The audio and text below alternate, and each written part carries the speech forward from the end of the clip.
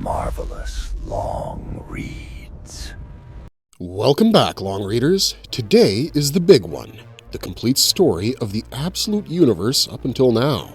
From Batman's war through nightmares, Superman's fall and rebirth, Wonder Woman's divine reckoning, Flash's storm of speed and sorrow, to Green Lantern's cosmic awakening and Martian Manhunter's psychedelic powers, every legend, every god, every monster has risen and clashed in a universe forged by Darkseid himself. So grab your batarangs, your rings, your capes, and your courage, because in the absolute universe there are no limits. As the saying goes, in a world without hope, the only salvation is grit.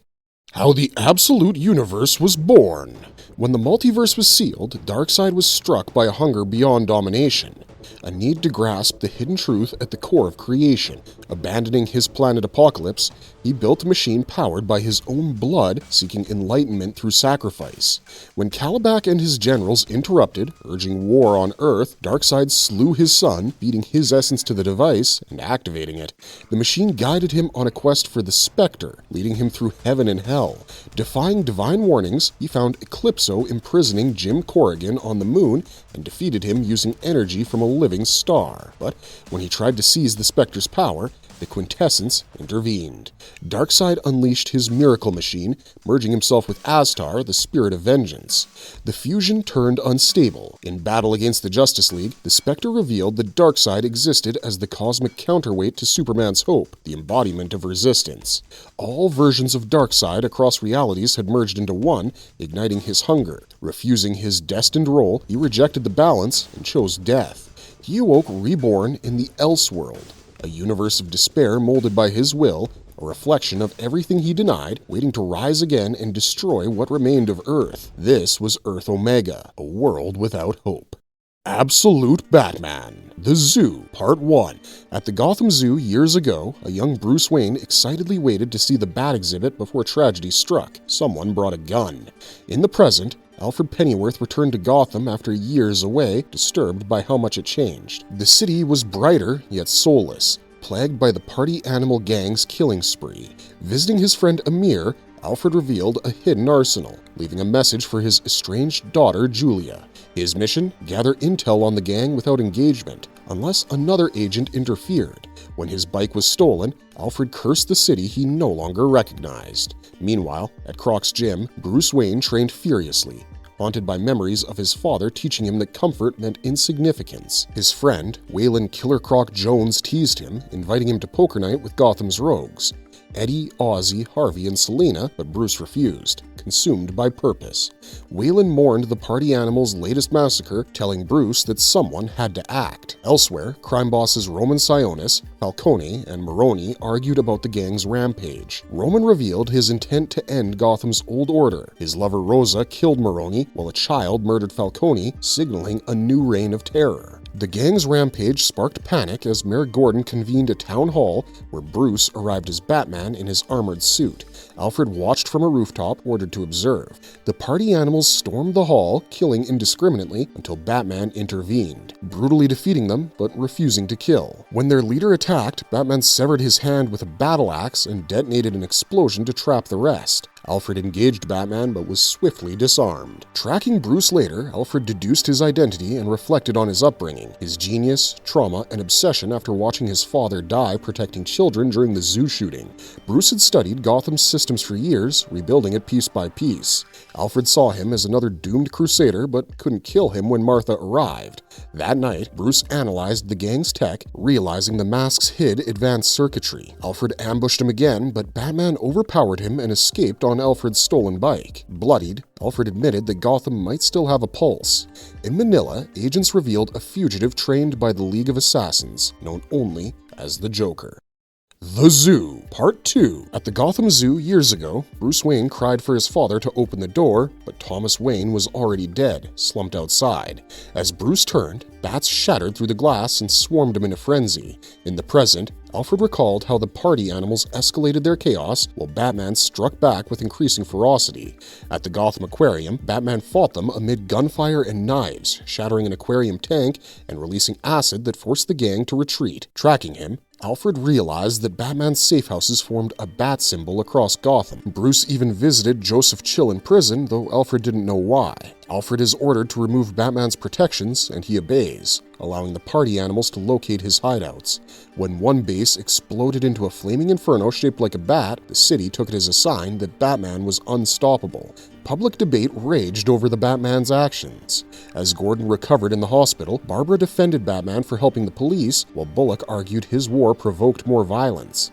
Martha Wayne visited Gordon, and they reflected on Gotham's decline and the younger generation's struggle. Martha admitted she missed Thomas and believed he would have admired Batman. Gordon remembered rescuing Bruce as a boy, covered in bats. At home, Martha tried to comfort Bruce, but he angrily pushed her away and threw his science medal aside. Later, Bruce joined a poker game with old friends, Waylon, Harvey, Ozzy, and Eddie. They joked and reminisced until Bruce shocked them by placing a party animal's skull on the table. He revealed it was a high-tech GPS device mapping coordinated attacks. Eddie examined it, identifying advanced chips, while Ozzy confirmed Roman Sionis was eliminating rivals. Bruce suspected political motives, but Harvey argued greed was the real driver. Bruce won the game, but a Joker card appeared ominously in the deck. That night, Batman investigated Mayor Hill's office, uncovering a folder labeled Arc M, realizing the golden chest was an Arc. Suddenly, Roman appeared on screen, warning Batman that both the GCPD and the party animals surrounded the building. A rocket hit. Batman fell through floors as Alfred intercepted him, pleading to work together. Batman agreed briefly, then revealed the floor beneath them was his bat tank, which blasted through the building into the night. In a memory, young Selina appeared at Bruce's window, urging him to get up and follow her. The Zoo, Part 3. In Bruce's memory, he chased Selina across Gotham's rooftops as she teased him to keep up if he wanted his medal back. She crossed a cable between buildings, telling him to think like a cat and not look down. When Bruce slipped, Selina caught him and urged him to trust his focus. In the present, Alfred, frustrated to be driving a massive bat vehicle through Gotham, shouted at Batman for his recklessness. As the party animals pursued them, Alfred revealed rumors of Roman Sionis being the true Black Mask, a covert paramilitary agent for the world's elite. Rockets struck, forcing Batman to transform the Batmobile into a smaller, faster machine. Alfred admitted he might finally like the Batman. Under fire, Alfred insisted Roman was untouchable and urged Bruce to accept a deal. Alfred would supply intel on Black Mask, leave Gotham, and let Bruce use the money to build Batman into a legend. Batman refused to compromise, destroying the gang with a chain weapon before ejecting Alfred into the river and escaping underwater. In memory, young Bruce asked Selina to live with him, but she changed the topic, taking him to see Zorro and teaching him courage. In the present, Bruce questioned Eddie Nigma about the ape skulls. Eddie's AI riddle explained that they were crypto-linked helmets, issuing black coin payments for crimes like murder or arson. Bruce asked about disrupting the system, but it was satellite-based and unstoppable. Harvey then called, revealing Arc M's funds came from JK Holdings, tied to black site prisons funded by biotech and pharmaceutical firms. At the docks, Bullock meets ex-Mayor Hill, who introduces him to Roman Sionis and Dr. Benjamin. Roman, masked and claiming to be a peacekeeper, broke Bibbo Bibowski's hand mid-sparring and strangled him while discussing Gotham's chaos, offering Bullock helicopters and resources for peace. Meanwhile, Bruce surveilled secret arcs across the globe, sites for covert imprisonment, with Gotham's Arc M being the largest. He warned Martha, now Gordon's deputy mayor, she'd be a target, but she stood by her mission. Alfred watched his daughter Julia, realizing safety required compromise. As Gotham descended into riots, Hill rallied citizens to reclaim control. Alone, Bruce watched Roman's video offering $200 million to stand down for a week. He finally agreed. "I'll take the deal."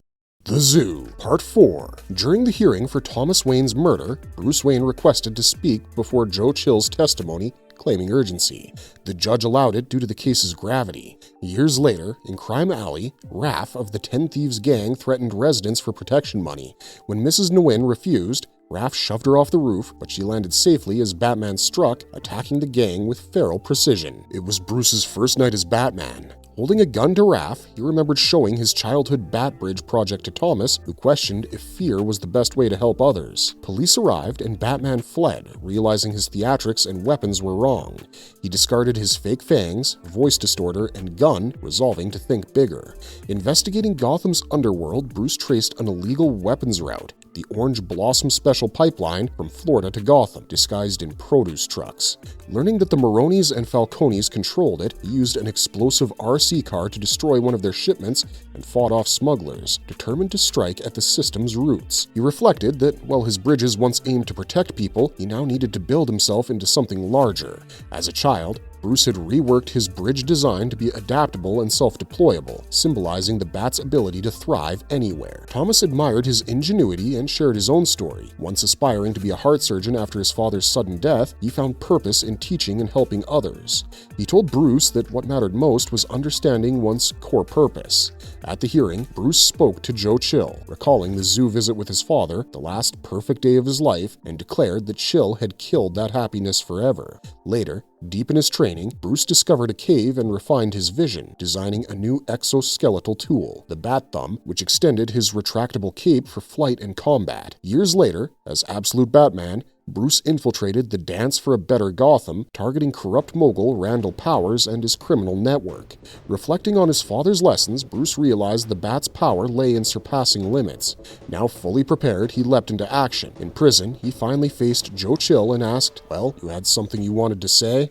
The Zoo, Part 5. Days after the zoo shooting, Dr. Leslie Tompkins finished Bruce Wayne's treatment and joked that if he grew fangs or pointy ears, he should call her immediately. At Thomas Wayne's rainy funeral, Bruce stood beside his mother, holding a rose as mourners gathered under umbrellas. In the present, Batman roared through Gotham streets on his bike, deliberately drawing attention while Alfred tracked him remotely, suspecting he was inviting interference before meeting Roman Sionis to finalize their deal. At the hospital, Martha prepared campaign materials for Jim Gordon's mayoral run, reminding him how they met when he once arrested her for a protest sign. She apologized for not lighting the zoo memorial, urging him to tell Bruce that Gordon had done his best. At Thomas's funeral years earlier, Gordon had comforted a young Bruce, calling his father one of the bravest men he'd known and assuring him that the zoo would be torn down. In the present, a helicopter arrived on a rooftop. Roman Sionis stepped out, admiring Batman's calm and transferring $200 million, which Batman revealed he had already spent. Flashbacks showed Bruce begging Gordon not to tear the zoo down, but to replace it with something that shone. Now, Batman revealed how he'd spent the money, stacked above the zoo's memorial floodlight to form a massive illuminated bat symbol across Gotham's sky. Roman sneered, canceling the deal, prompting Batman to attack. Batman fought the party animals with his Bat Thumb weapon, maiming and breaking them. He accused Roman of creating their crimes for profit. Roman admitted he didn't care. Gunfire erupted as his men accidentally hit their own, then trapped Batman in nets. Roman mocked him, but soon realized his confession was being broadcast across Gotham. Furious, his partner stabbed Batman repeatedly with his own bat blade before setting him ablaze. Batman fell but used his cape as a glider, crashing below. Pursued by police, he escaped underground after Barbara Gordon hesitated to shoot. Meanwhile, Roman revealed himself as Black Mask on live TV, declaring Ideal's dead and inviting Gotham to the party, as armed gangs surrounded Gordon and Martha. The Zoo, Part 6. News reports revealed Roman Sionis distributing crates of masks and weapons across Gotham, urging citizens to join the party animals. Chaos spread as people fought for masks. Waylon Croc Jones watched the news until Bruce stumbled into his gym, bleeding. Waylon grabbed a bat, but froze when Bruce identified himself as Batman and begged for help. A flashback showed young Bruce at a sleepover with his friends and Martha, who was shot by an intruder, his recurring nightmare. Waking from it, Bruce as a child found comfort in his mother's arms. In the present, Gordon and Martha examined the masks. When Martha tried one, it displayed bounties on crimes and targets, marking Gordon for $1 million. As Gordon urged her to run, she insisted they had to stop it. On a train, Julia Pennyworth was ambushed during a citywide lockdown. Meanwhile, Ozzy confronted Bruce for hiding his secret. Bruce explained he only wanted to protect them. Using Eddie's intel, Bruce planned to destroy Black Mask's network servers located on Roman's ship. Ozzy protested his plane had barely enough fuel to return, but Bruce was adamant and flew off into the storm, landing directly on Dr. Benjamin and killing him. He tossed a mutant kid into the sea and forced Roman's partner to jump, tossing her a life preserver afterwards. In a flashback, Martha and young Bruce flipped through photo albums, cherishing old memories. In Gotham, masked citizens attacked Martha and Gordon, putting bounties on both. On a private plane, Alfred tried to fly Julia out of Gotham, but she refused, threatening to disown him if he did. Alfred still ordered takeoff. On the boat, Roman attacked Batman with razor wire, cutting his throat. Remembering his mother's words about hope, Bruce broke Roman's mask and blinded him before tying a life jacket around his neck and throwing him overboard. He then destroyed the ship's servers with grenades, ending the masked network. As he sank into the ocean, he recalled Martha's voice telling him to wear pain like a cape. Alfred rescued him and vowed to stay. In the epilogue, a grotesquely mutated Joker ordered his servant to get Bane. Absolute Zero, Part 1. Years earlier, in Tanzania, a young boy named Victor journeyed with his father through the rainforest towards a glacier. His father told him the ice held more life than the forest itself. As they approached, Victor seemed to experience something overwhelming. His eyes widened in shock as his father shouted his name in fear. In the present, Gotham City was blanketed in snow as Ozzy, Harley, and Eddie gathered with Bruce Wayne to honor their late friend, Matches Malone. They remembered him as a daring man who invented the game, where a lit match would determine who took on a dare. Matches always chose himself, living recklessly. Ozzy described him as fearless, while Bruce revealed he was the last to see him alive. 1 week earlier, Bruce's journal detailed Gotham under martial law after the Black Mass crisis. A massive offshore facility called Ark-M was being built, and Bruce suspected it concealed something dark. He met Matches at dawn on a bridge, where Matches said that he had forged access papers to Ark-M and even joined the crew. Bruce scolded him for taking the risk, but Matches insisted he did it for Bruce. Before he could explain, Matches began to convulse, his face melting into a bloody, pus-filled ruin as Bruce watched helplessly. Bruce vowed to uncover who caused his death. Investigating, Bruce found evidence of a biological weapon on Match's phone, tracing it to a biotech company called V-Corp. Taking to the skies as Batman, he contacted Alfred, who reported the pathogen wasn't viral but bacterial, with no record at the World Health Organization. As drones attacked, Batman evaded them and headed to V-Corp's tower. In disguise as a city engineer, Bruce infiltrated the building and discovered creatures frozen in massive ice slabs. The director introduced himself as Victor Jr., son of Victor and Nora Freeze. He revealed his parents' belief that ice could preserve life until science could cure death. Frozen as a terminally ill child, Victor Jr. was later revived, but changed. The ice preserved ancient microorganisms, birthing the bacterium that killed Matches. Declaring that ice births monsters, Victor transformed into a blue frost-veined creature, attacking Bruce and growling, "Just like me. Now, to the land of ice we go." Absolute Zero, Part 2. Victor Jr. transformed into an ice-covered monster, dragging Bruce's limp body through the freezing corridors of V-Corp. Outside, Bruce's old friends stood in the cemetery, warning him not to run from his fate, accusing him of heading towards certain death. Inside, Victor taunted Bruce as he threw him into a containment pod. Bruce briefly fought back, gripping Victor's throat, but the creature overpowered and choked him unconscious. Bruce woke up suspended in a cryogenic chamber, his skin pale and veins blue. Victor's voice echoed as he revealed that the ice wasn't salvation, but vengeance. Around him stood frozen Gotham elites, the Powers and Gates families, who had sought immortality through cryostasis. Victor explained that he had learned from his father, Victor Freeze, that the ice preserved not peace, but torment. Pulling a lever, he flooded Bruce's pod with freezing liquid, describing in detail how hypothermia would destroy his body, making him love the pain as Victor did. In his memory, Wayland confronted Bruce, accusing him of being a coward like Matches Malone. Bruce struck him, but Wayland fought back, shouting that Bruce's self-destructive drive was no different from Match's recklessness. Inside the lab, Bruce's mind was overwhelmed by agony and hallucinations as he endured the freezing torment. Meanwhile, Victor linked his cryogenic bacteria to Gotham's population data, revealing that 92% of citizens had been infected through snowfall, allowing him to read their DNA. When asked if anyone had resisted after Malone's death, Victor scoffed that no one worth mentioning had. Suddenly, Batman burst from his pod with a roar, wielding a heated orange blade. Victor attacked at high speed while Batman's cold blood slowed him down. He blasted Victor's face with fire, noting the ice fused into Victor's muscles, then targeted his nerve clusters with whip-like cables. Victor retaliated by slamming Batman through a wall. Battered but still standing, Batman taunted Victor, who asked if he wanted to die. Bruce, recalling Match's words, refused to yield as Victor awakened frozen corpses that lunged at him. Fighting through the decayed husks, Batman shouted no and smashed through the complex, roaring, "Then live!" He fell from the tower but grappled to safety, gasping to his comm, "It's Croc's phone. Call the others." At Croc's gym, Wayland returned home but was ambushed by suited agents. As he collapsed, one scanned his vitals, calling him a perfect specimen, while another ordered, "Take him to Ark-M." Abomination Part 1. In the neutral zone of Alagab Bialia, two rival officials met under tight security to negotiate peace. One reflected on his family's generations of war, while Omar confessed he'd lost his sons recently. They agreed to unite Kondak and Kurak, nationalizing their resources to rebuild. As they prepared to announce it, a towering figure emerged, Bane. He mocked their peace, recalling past betrayals that reignited wars and demanded to know who was responsible. When Omar tried to reason with him, Bane crushed the other delegate's skull and forced Omar to promise he'd declare a renewed war on behalf of Bane's employers. Quoting Sargon of Akkad, Bane called peace the pretty pictures we draw over the ever-warring stars before taking a call and saying, "Gotham City, I'm on my way." In Gotham, Alfred recounted how Batman had ignored orders to lay low, instead launching a brutal crusade after Killer Croc's disappearance.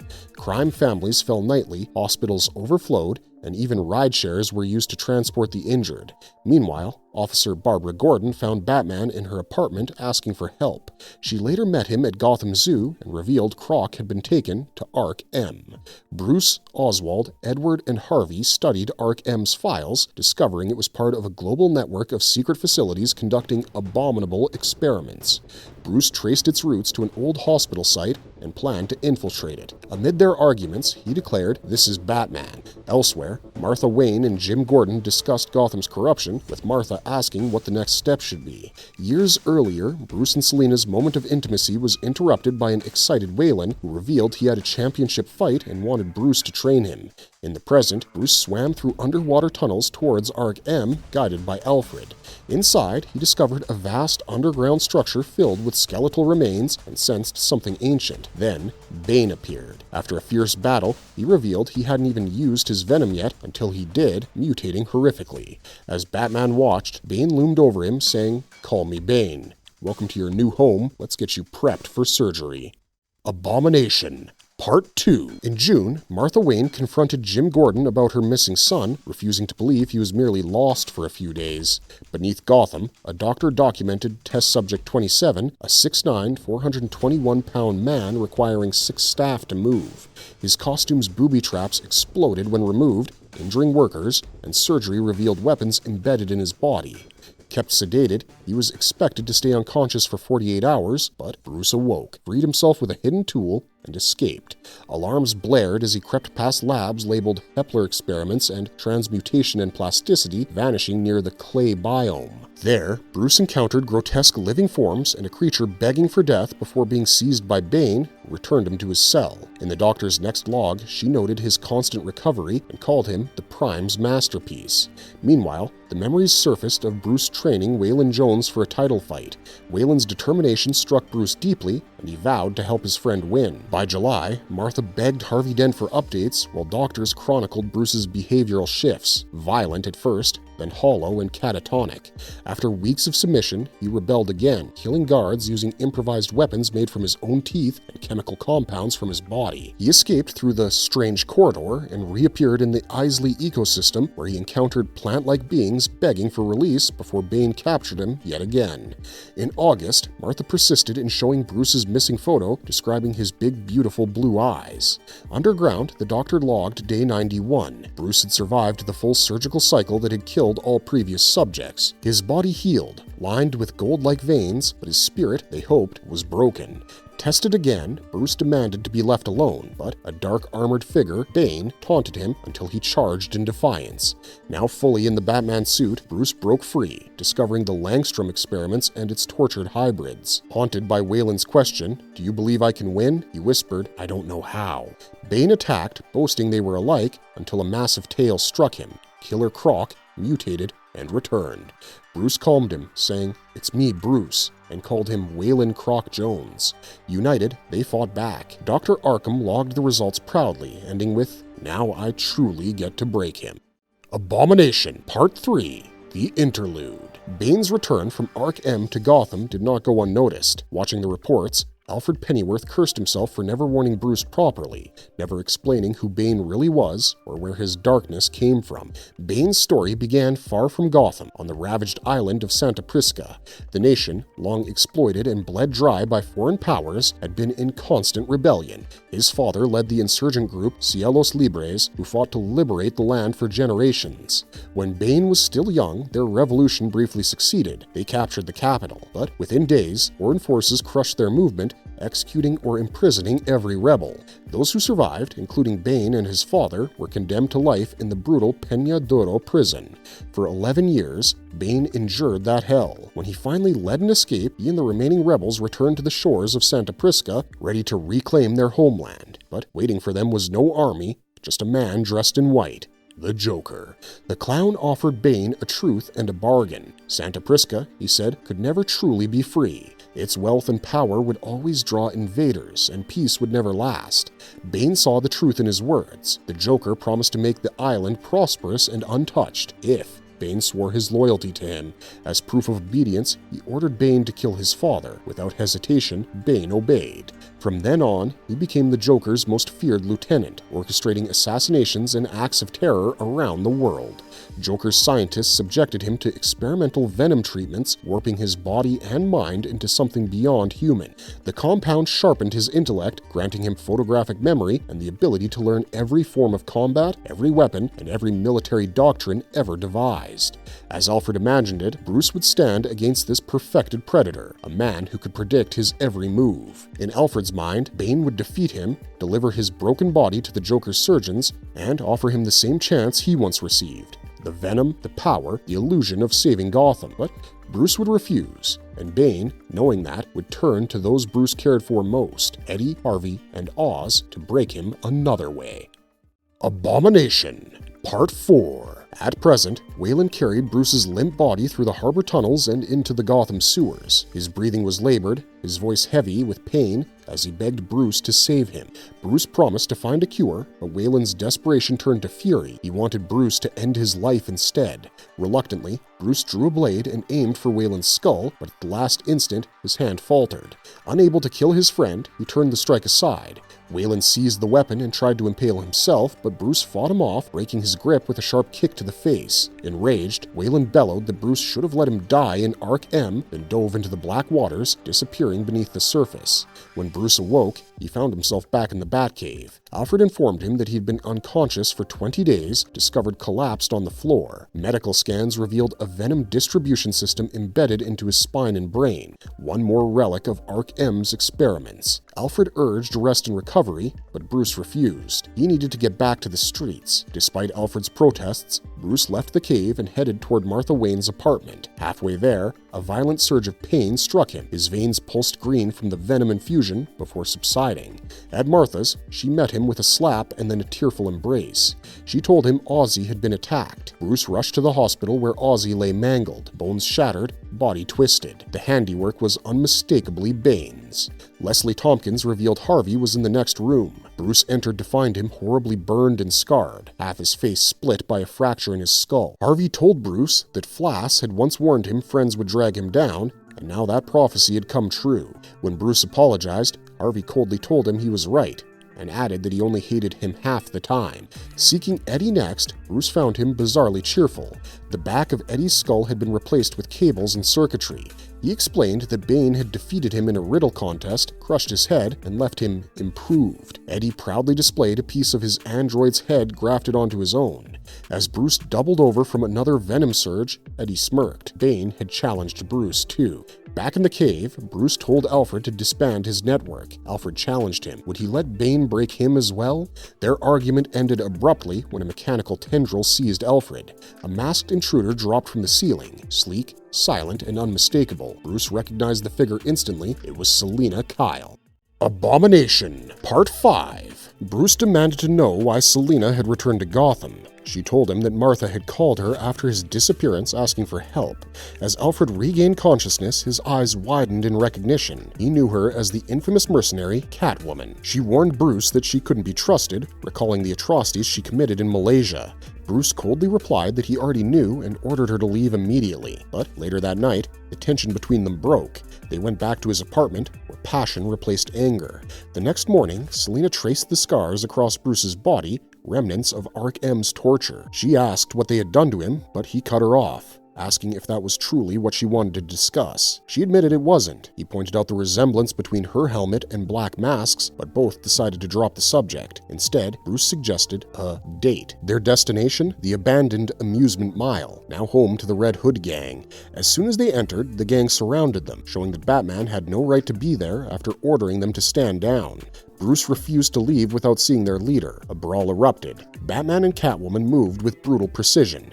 Selina fired tranquilizer darts, dropping several hoods. Then, from atop the Ferris wheel, another hood aimed an RPG. Bruce shoved Selina aside, and the venom in his system surged through him like wildfire. He charged forward with monstrous strength, shattering the Ferris wheel's supports as the missile fired wide. The structure collapsed into the sea. As the remaining gang members surrounded them, one shouted that Batman was a monster, just like the ones their leader had warned them about. Selina managed to calm him, pulling him back from the brink. Bruce steadied himself and told them about Arc M, how it had broken him, how it had created monsters like Bane, and how he intended to destroy it all. Then, their leader stepped out from the shadows, Harley Quinn. She smirked and told Batman that if he planned to burn Arc M down, they were with him. At Arc M, Dr. Arkham monitored Bane's venom infusion. Bane muttered that soon Batman would replace him and he could finally return home. When Arkham asked if he really believed the Joker would release him, Bane insisted he had to. Suddenly, a technician alerted her to a hijacked broadcast. Batman appeared on every screen, challenging Bane to a public fight at Gotham's old Veterans Arena. Back in the Batcave, Selina pleaded with Bruce not to use the venom during the fight, warning him that no one could control it. Bruce insisted it was his only chance. She offered to fight beside him, but he refused, unwilling to risk her like the others. When she reminded him that they didn't have to follow the rules, Bruce countered that she'd never lived by them, and now neither would he. Hurt, Selina left in silence. Before Bruce departed, Alfred warned him that victory would require burying the man he once was and becoming something darker. Bruce loaded raw meat into the Batmobile and drove through Gotham's underbelly towards the arena. From the shadows, Wayland emerged from the sewer water, silently watching him go. Absolute Superman, The Last Dust of Krypton, Part 1. Across the cosmos, 9 million light-years from Earth, planet Krypton blazed beneath a red sun. Its horizon shimmered with towers of molten light and cities pulsing with raw energy, the greatest of which was Kandor, an empire of intellect governed by the clerics of the Science League. These were Krypton's ruling minds, feeding on solar energy in the planet's molten core. But not everyone lived in their glow. In the barren Redlands, far from Kandor's perfection, Lara L. helped her companion tend to his dying form, and they both cursed the delayed rain, now controlled by the clerics of the Science League. Lara noted that the planet itself seemed wrong. Her companion confessed that he had bribed the clerics for rain that never came, and Lara teased that the elite always served the cities first. When the drones finally brought the rain, Lara stood in the downpour, laughing. Her history unfolded. Lara Lorvan, the rebellious prodigy expelled from Krypton's Science Academy at 9 for questioning why their people never reached for the stars. In the mines, alarms blared. Jor-El led the workers through tunnels of sunstone, searching for fractures. Supervisors demanded they resume digging, but Jor-El refused, warning of instability. His rebellion mirrored his past, once a star scientist expelled for predicting Krypton's ruin. The mine erupted in green fissures, proving him right and killing his supervisor. On Earth, centuries later in Brazil, Lazarus Corp exploited poor miners under deadly asbestos snow. Despite their work causing the asbestos, Joao and his crew were forced back into the mine by the Peacemakers, the Lazarus Corps' paramilitary enforcers. Instead of what they expected, the asbestos had already been removed from the mine and the diamonds had been mined. The treasure awaited them in minecarts, pre-mined, perfect, and unprocessed. Soldiers surrounded them, accusing them of theft. But in the chaos, a dormant figure stirred. Beneath layers of dust, Kal-El awoke. The mine erupted as he rose, glowing with molten power. Gunfire tore through the air, but bullets melted against his skin. His AI companion, Sol, warned his power was unstable, yet Cal charged ahead, saving workers while tearing through Peacemaker soldiers. When drones struck, Lazarus ordered him captured alive. Agent Lois Lane subdued him with dampening cuffs, sneering, "Move and I fry your face, Superman." Far away in a Lazarus facility, a figure watched the footage intrigued. "A scrumptious new toy," they murmured, in their darkened lab full of bottled cities of people crying out for death. We get a singular shot of the Kent family farm laying abandoned and under Lazarus control, and on Krypton, years earlier, Jor-El and Lara faced the first signs of doom, green light hissing beneath their soil as they held their son, Kal-El, one last time. Last Dust of Krypton, Part 2. 6 years before Krypton's end, young Kal-El attended lessons inside his family dome on the Redlands. His instructor commended his classmates, Roz Lowe for a study on the volcanoes of Luravan, Val Nod for a report on xenofarming, but paused when she reached Cal's project. She questioned what he had submitted, noting that his story about illegal loggers in the glassed forest of Eureka contained no generative data from the cleric's luminarium. When Cal calmly stated that he wrote it himself, the teacher was unsettled. The luminarium, she reminded him, contained all Kryptonian knowledge. Cal repeated that it was his own work. Shocked by his defiance, she asked to speak to his parents. He muted the screen, resting beside his white dog as the lesson continued. In the present, Brazil burned. Agent Lane aimed her weapon at Kal-El, ordering him to his knees in 2 languages. Energy pulsed through his armor as Sol, his AI, urged retreat, but Cal stood firm. He caught Lane's wrist, only to be jolted by feedback from his restraints. As soldiers surrounded them, Sol tried to override the cuffs but realized they were adaptive. Lane panicked as his armor crawled up her arm, and before she could react, troops opened fire. Cal shielded her from the barrage, telling Sol not to harm her. Amid explosions, Lane screamed for him to stop. He replied that Lazarus wanted control, not peace. Cal's armor flared molten red as he grabbed Lane and blasted skyward through fire and smoke. Missiles streaked toward them, peace at all costs. Sol warned him seconds before impact, and the blast sent them crashing into a nearby town where Sol jammed Lane's radio. She accused him of recklessness. He countered that Lazarus had enslaved humanity. When a tank's shell leveled nearby buildings, he shouted for civilians to run. The report that followed documented Lane's first-hand account. Superman's strength was not from his suit, but from within. She described his power, compassion, and quiet isolation. Later, she defended him before Lazarus' command, only for the Brainiac algorithm to label him for termination. Furious, she rewrote her testimony herself. On Krypton, Jor-El and Lara planned a desperate escape, building a Sunstone ship as Cal played with Krypto outside. In the present, Cal walked towards Venezuela under a vandalized sign. Lazarus means death. At her desk, Lois Lane smiled at her finished report. Elsewhere, Lazarus soldiers marched through the ruins, chanting "Peace has a price," before opening fire on the terrified villagers. Last Dust of Krypton, Part 3. 6 years earlier, on Krypton, Jor-El and Lara took their young son, Kal-El, camping in the Rao Mountains. Around the campfire, they told him that his teacher had contacted them after discovering he was writing his assignments himself instead of using the cleric's luminarium. Jor-El reminded him that this defied 3,000 years of tradition. Cal admitted he preferred his own words because they felt alive, unlike the sterile knowledge of the database. His parents, proud yet worried, told him to keep following his heart even if it meant trouble. Cal said that no matter what he did, he would always return to the Redlands and their way of life. Jor-El turned away in pain, and later that night, Cal overheard his parents crying softly. In the following days, Cal noticed Lara constantly working in the garage while Jor-El brought home pieces of glowing sunstone. One night, he eavesdropped and heard them discussing Jor-El's discovery that Krypton's core was unstable. Lara feared the clerics would call him a heretic, but Jor-El vowed to confront them anyways. Outside, Krypto's barking led Cal to a horrifying sight. Dead and decaying animals with green fumes rising from the soil. He traveled across the Redlands, finding dying crops, poison lakes, and talk of the Dandahu Ocean boiling and volcanoes running dry. Official reports dismissed them as isolated gas leaks. A week later, Cal's class visited Kandor. On their journey, they witnessed train wrecks caused by tremors. Cal documented everything, but his notes were deleted, and a meeting was arranged for his parents with school administrators. During the trip, Cal stayed behind at the Halls of Wisdom and overheard Jor-El being arrested by Law Guild officers for spreading panic. Cal tried to intervene but was struck down. He escaped to warn Lara, who armed herself and set out with him and Crypto to rescue Jor-El. Using Sunstone weapons and armor, Lara fought through the guards and freed Jor-El before his execution. Cal hacked into the system and uncovered that the clerics were secretly building escape ships for the elite while abandoning the rest of Krypton. Back home, his parents confirmed the planet was dying. Cal confessed that he already knew. Together, they revealed the ship they built to save their loved ones. When Jor-El's screen flashed the leaked story across the Luminarium, they realized Cal had exposed the truth. Proud, they embraced as Cal looked at the ship and asked where they were going. On Earth, in the present, an elderly Martha Kent lay dying in a Smallville retirement home, calling for the son her records claimed never existed.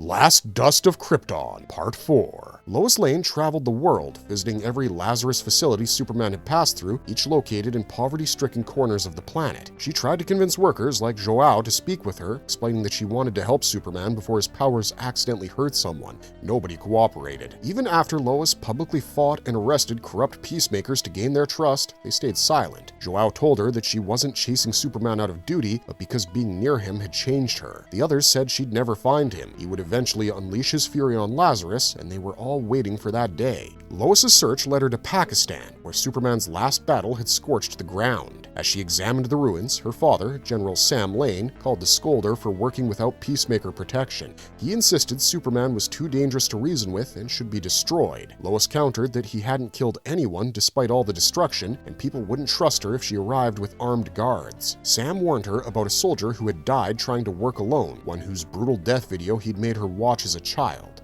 When he asked why she was writing her own reports instead of letting Brainiac handle them, she ended the call and continued alone into Orangi Town's slums. Two figures watched her from the shadows. Elsewhere, peacemaker Christopher Smith, the man who opened fire in Brazil, underwent therapy with the Brainiac system.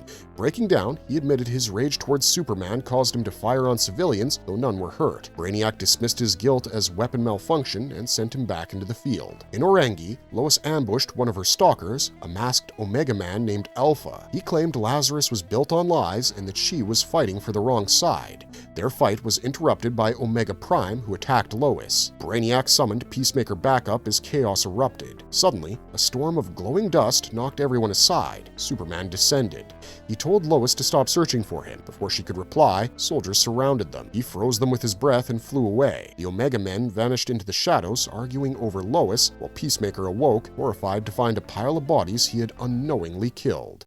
Last Dust of Krypton, Part 5. 6 years before Krypton's end, the revelation of Jor-El's findings threw the planet into chaos. When the Science League branded his family traitors and ordered their execution, soldiers stormed their home. Jor-El fought back fiercely as Lara screamed for Kal-El to run. Amid explosions and blaster fire, the family and Krypto escaped into the streets, their home collapsing behind them. They fled in an armored vehicle through burning cities, where riots spread across Krypton after Jor-El's warnings proved true. The elite's betrayal came to light. The Science League had known the planet was doomed, but secretly built ships for their own escape. Fires and earthquakes tore through the Redlands as Krypton devoured itself. Jor-El and Lara, surrounded by devastation, could only watch as their civilization fell apart. At their hidden base, Lara tried reconfiguring their ship to save more people, naming neighbors they couldn't abandon, but Jor-El stopped her. They couldn't save everyone. Survivors gathered as the couple prepared the ship, while Kal silently vowed that wherever they went, they would rebuild and do better. In the present, at a Peacemaker outpost in Pakistan, troops fortified their base for Superman's arrival. Tanks rolled, alarms blared, and soldiers opened fire. Then came the shockwave, obliterating everything in its path. Superman emerged through flames, his eyes glowing red. When the soldiers resisted, he vaporized their weapons and declared that laughter was over. He demanded Peacemaker Christopher Smith's location, tearing through Lazarus's digital defenses despite Soul's warnings. Overwhelmed troops begged for mercy as Superman's fury consumed him. A transmission from Brainiac revealed Smith's whereabouts, a facility in the Nevada desert filled with bottled alien cities. Without hesitation, Superman flew off towards it. Back on Krypton's final day, Jor-El and Lara rushed survivors aboard the ship as the planet fractured. Kal knelt beside Krypto, saying goodbye before the ground collapsed beneath them. Krypto broke his fall as explosions tore through the base. The ship lifted off amid fire and screams. In the city of Kandor, panic spread as the ruling clerics tried to save only the elite, but none of their ships escaped. Only Kal-El's vessel survived survive the destruction. Inside, he calmed a crying child, boasting his parents built this ship until a planet-sized projectile struck, shattering everything. His AI, Sol, protected him as he reunited briefly with Jor-El, Lara, and Crypto, their voices fading as Krypton exploded behind them. Alone, Cal drifted through the silence of space. Years later, standing under a red sky on Earth, he told Sol he didn't want to find Smith, not because he was afraid, but because of what he might do. As he turned toward a sign that read Smallville, Kansas, 10 miles ahead, he said softly he only needed to remember home.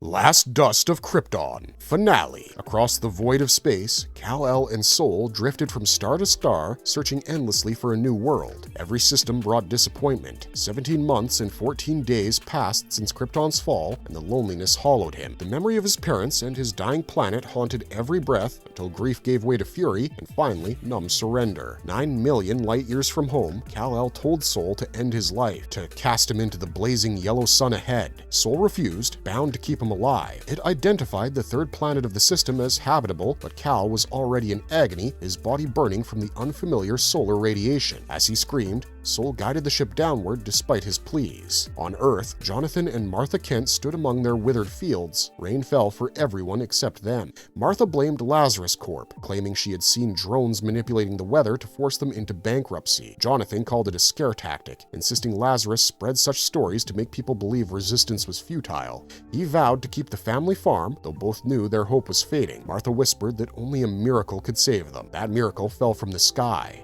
A fiery crash split the fields as Kal-El's ship struck the Earth. He emerged engulfed in flame, shouting in a foreign language before collapsing. Sol announced its energy reserves were gone and shut down. Jonathan wanted to call for help, but Martha believed the unburned stranger was a divine sign. They carried him home. For weeks, Kal-El hovered between life and death, his body convulsing as strange powers tore through the house. Jonathan feared he'd destroy them. Martha refused to abandon him. One morning, Cal woke up renewed. He tore through the walls and ran faster than sight, stopping amid golden fields that reminded him of Krypton's Redlands. Returning to the Kents, he stayed, helping with chores and repairing their old tractor. Sol reactivated, noting the yellow sun's effect on him, and restored his armor. After downloading English into Cal's mind, he finally introduced himself to the Kents. When Sol disabled Lazarus drones overhead, rain poured for 3 days. But the peace ended when peacemakers raided the farm, forcing Kal-El to flee, grieving another home lost. In the present, Lois Lane found Martha Kent, unaware that far away, Ra's al Ghul rose from his Lazarus pit, awaiting Superman's submission.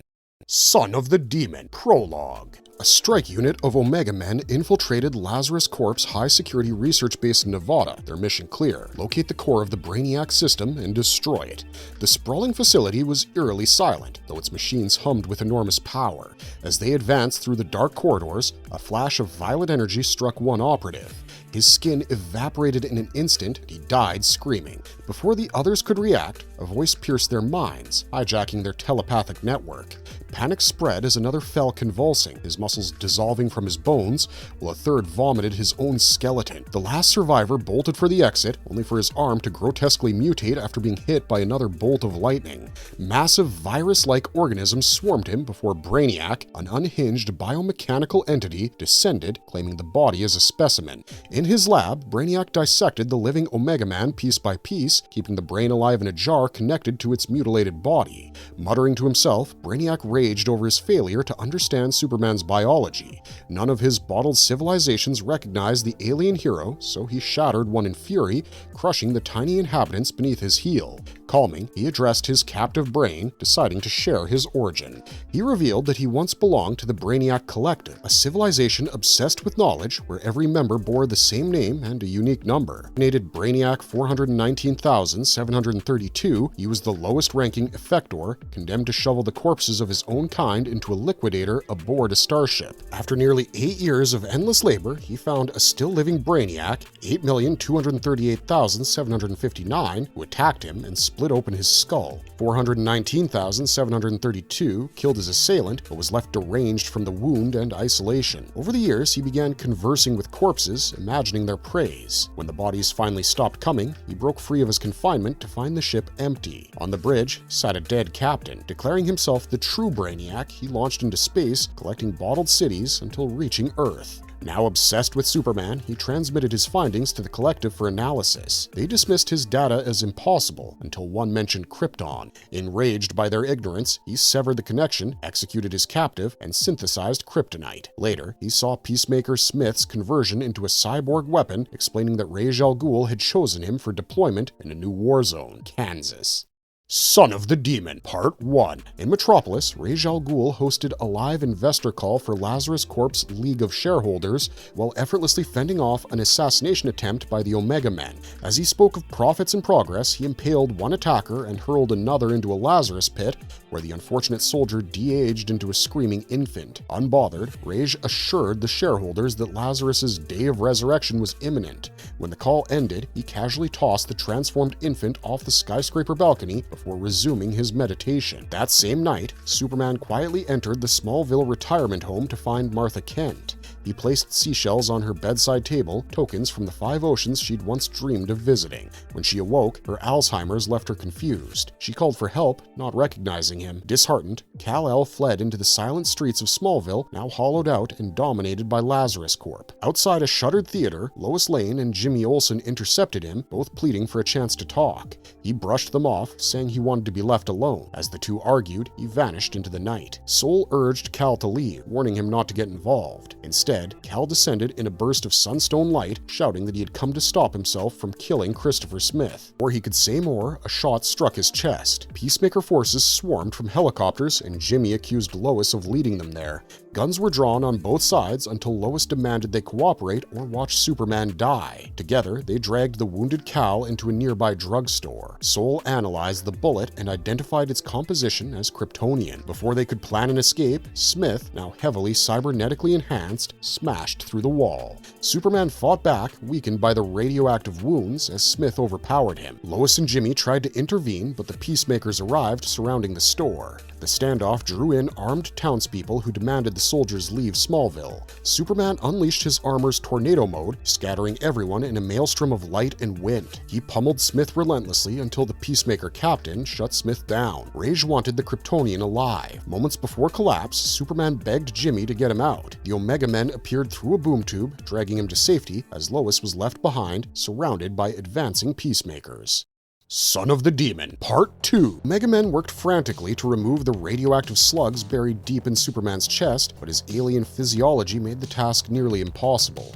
His skin resisted every incision, his bones were immovable, and anesthetics had no effect. Every cut sent waves of agony through him. When they finally extracted one bullet, his scream shattered the operating room's walls. The other two began to disintegrate within him, beyond the reach of their ruined scanners. Gasping, Superman seized the forceps and tore one out of himself before losing consciousness. With Sol still rebooting from battle damage, the team had no way to locate the final round. Desperate, Primus demanded they use the box. The Doctor hesitated, warning that they didn't fully understand it. Removing her mask, Primus promised the machine would save him, that Omega provides.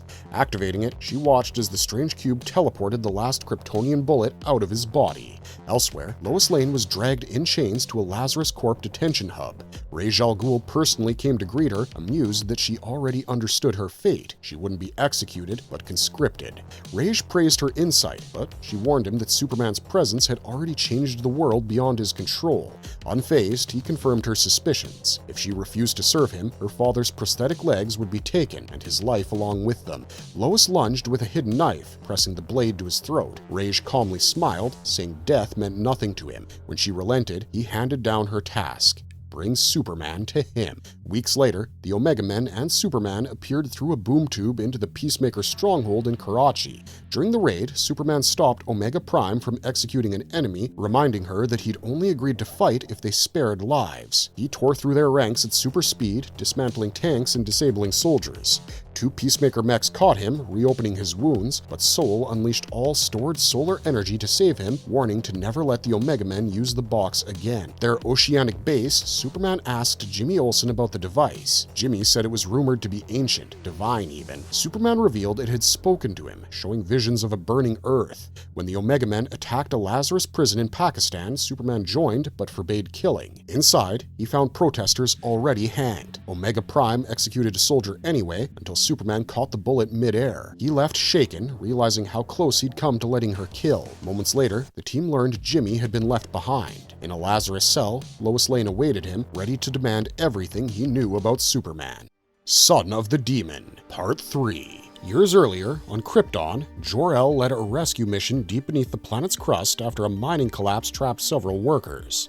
As he and his crew dug through the rubble, they were attacked by monstrous magmoles, massive subterranean creatures driven insane by the radiation of a strange glowing green mineral. Though he despised violence, Jor-El and the others were forced to kill the beasts to survive. The experience haunted him, a reminder that even necessary acts could still carry cruelty. In the present, Superman tore through the icy skies over Greenland, assaulting a Lazarus Corp fortress where Jimmy Olsen was held captive. Lazarus had anticipated this attack, covering the facility with air patrols and heavy artillery. Superman smashed through fighter jets before anti-aircraft fire erupted around him. Inside, Jimmy whispered to Lois that they had to help, but she silenced him, fearing he'd get them both killed. From the command tower, Ra's al Ghul and Brainiac watched the chaos unfold. Ra's declared that this was the day he would finally meet his son. Brainiac explained the location had been chosen to weaken Superman, his strength fueled by yellow sunlight, but Ra's disagreed. He wanted the Kryptonian at full power, not diminished. Christopher Smith entered the room, armored and ready. He asked if this time he could kill Superman. Ra's ignored Brainiac's protests, handed Smith a new crypto-meteorite bullet, and told him to make God proud.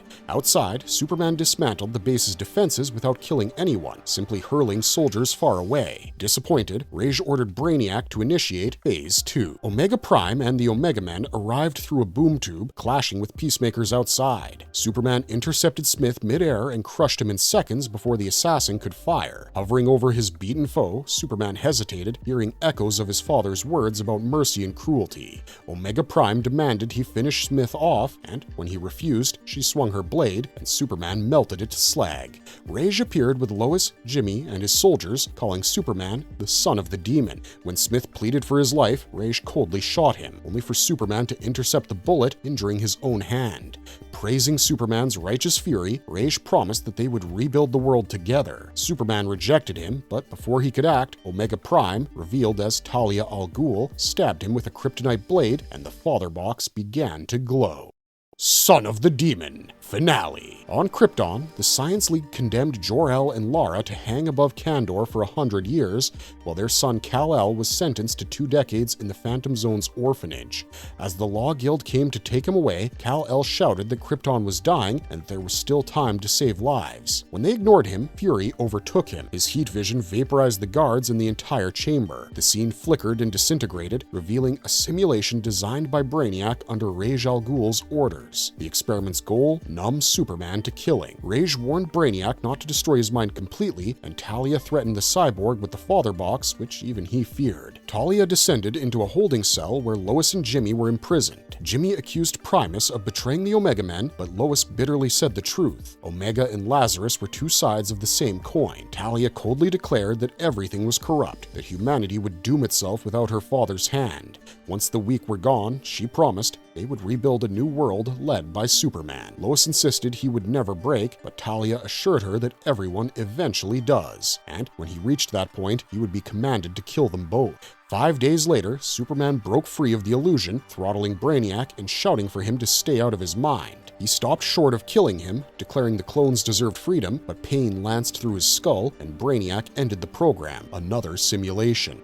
Furious, Brainiac screamed at Superman to kill him. For 12 days, Superman refused. The clone assistants then rebelled after subconsciously hearing Superman's whispers of freedom, forcing Brainiac to slaughter them all. Meanwhile, Sam Lane infiltrated the Greenland base, killing guards and freeing Lois and Jimmy. Lois insisted they rescue Superman first. Inside the simulation, Superman relived the night the Kents told him to run, but this time, he stayed and killed the Peacemakers. Ra's congratulated him, but Superman ripped out his throat. Omega Prime appeared, but he began to choke her until simulated Jonathan and Martha begged him to stop, reminding him who he was. In the real world, Lois and Jimmy stormed Brainiac's lab, shooting him as Sam fell dead with a knife in his skull. Talia and the Peacemakers poured in as Superman awoke, seized Brainiac by his throat, and crushed his armor. Sunstone dust swirled, Soul reactivated, and with a blank stare, Superman began to rise.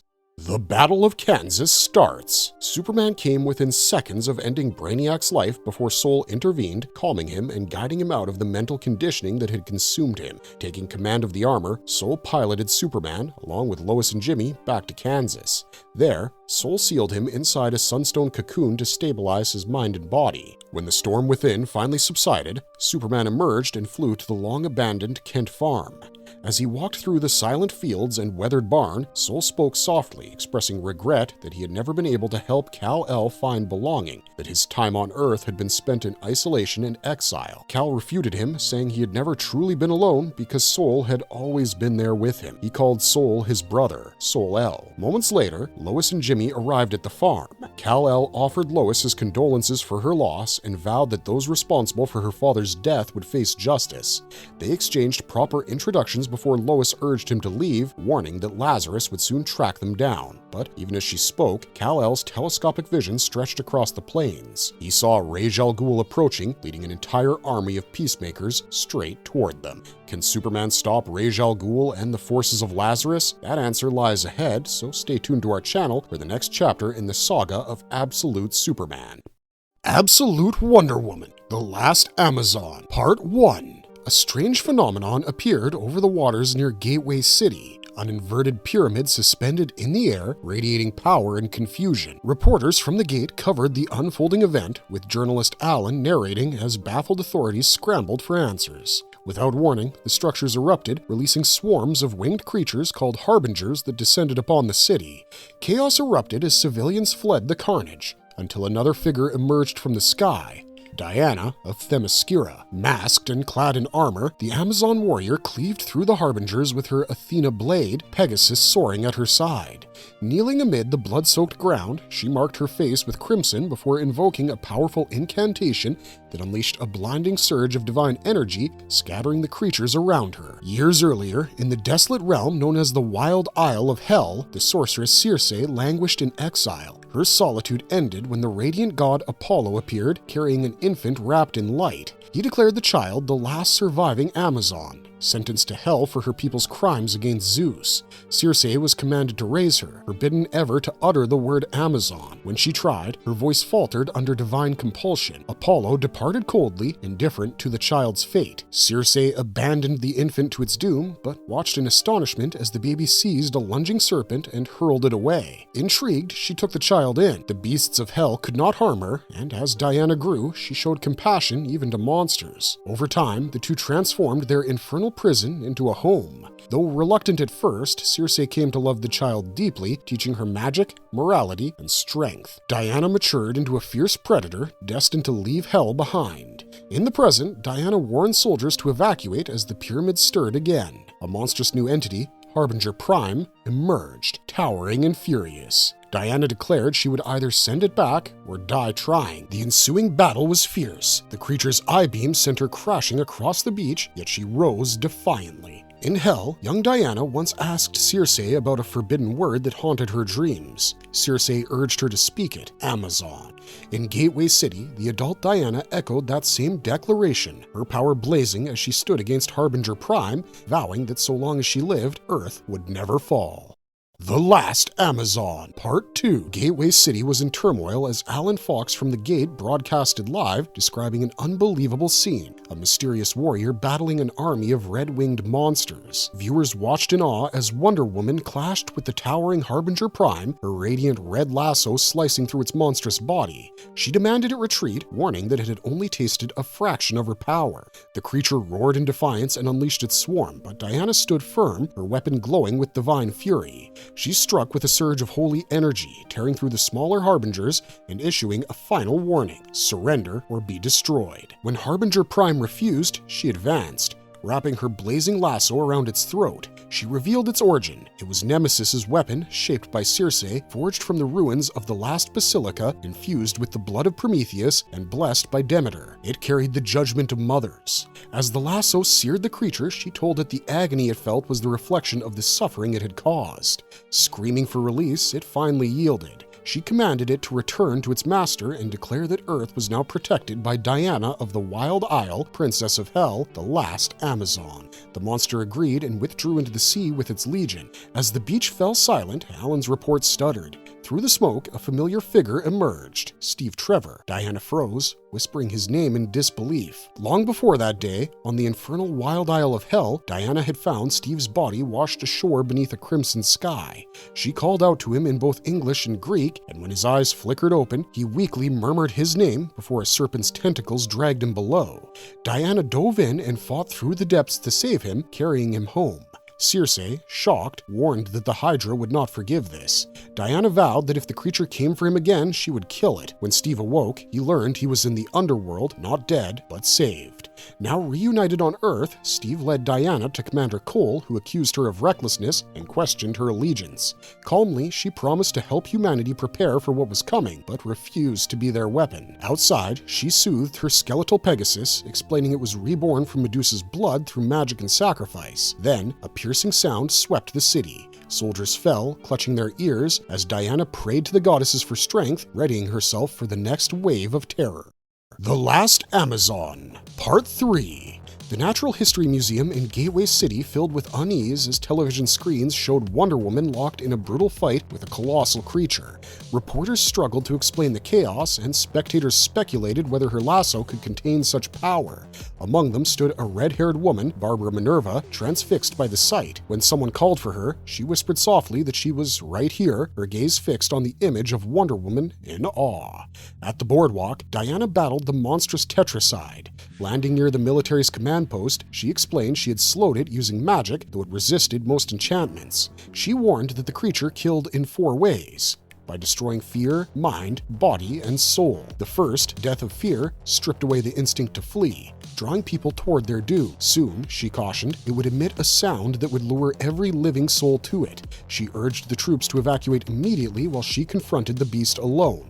Summoning Pegasus, Diana commanded it to strike from afar. Taking to the air, she warned the Tetracide to leave Earth or face destruction. When it roared in defiance, she invoked Nike, the goddess of victory, and attacked fiercely. Her sword flared with divine light as she severed its thrashing limbs, refusing to yield even as she was ensnared by its tentacles.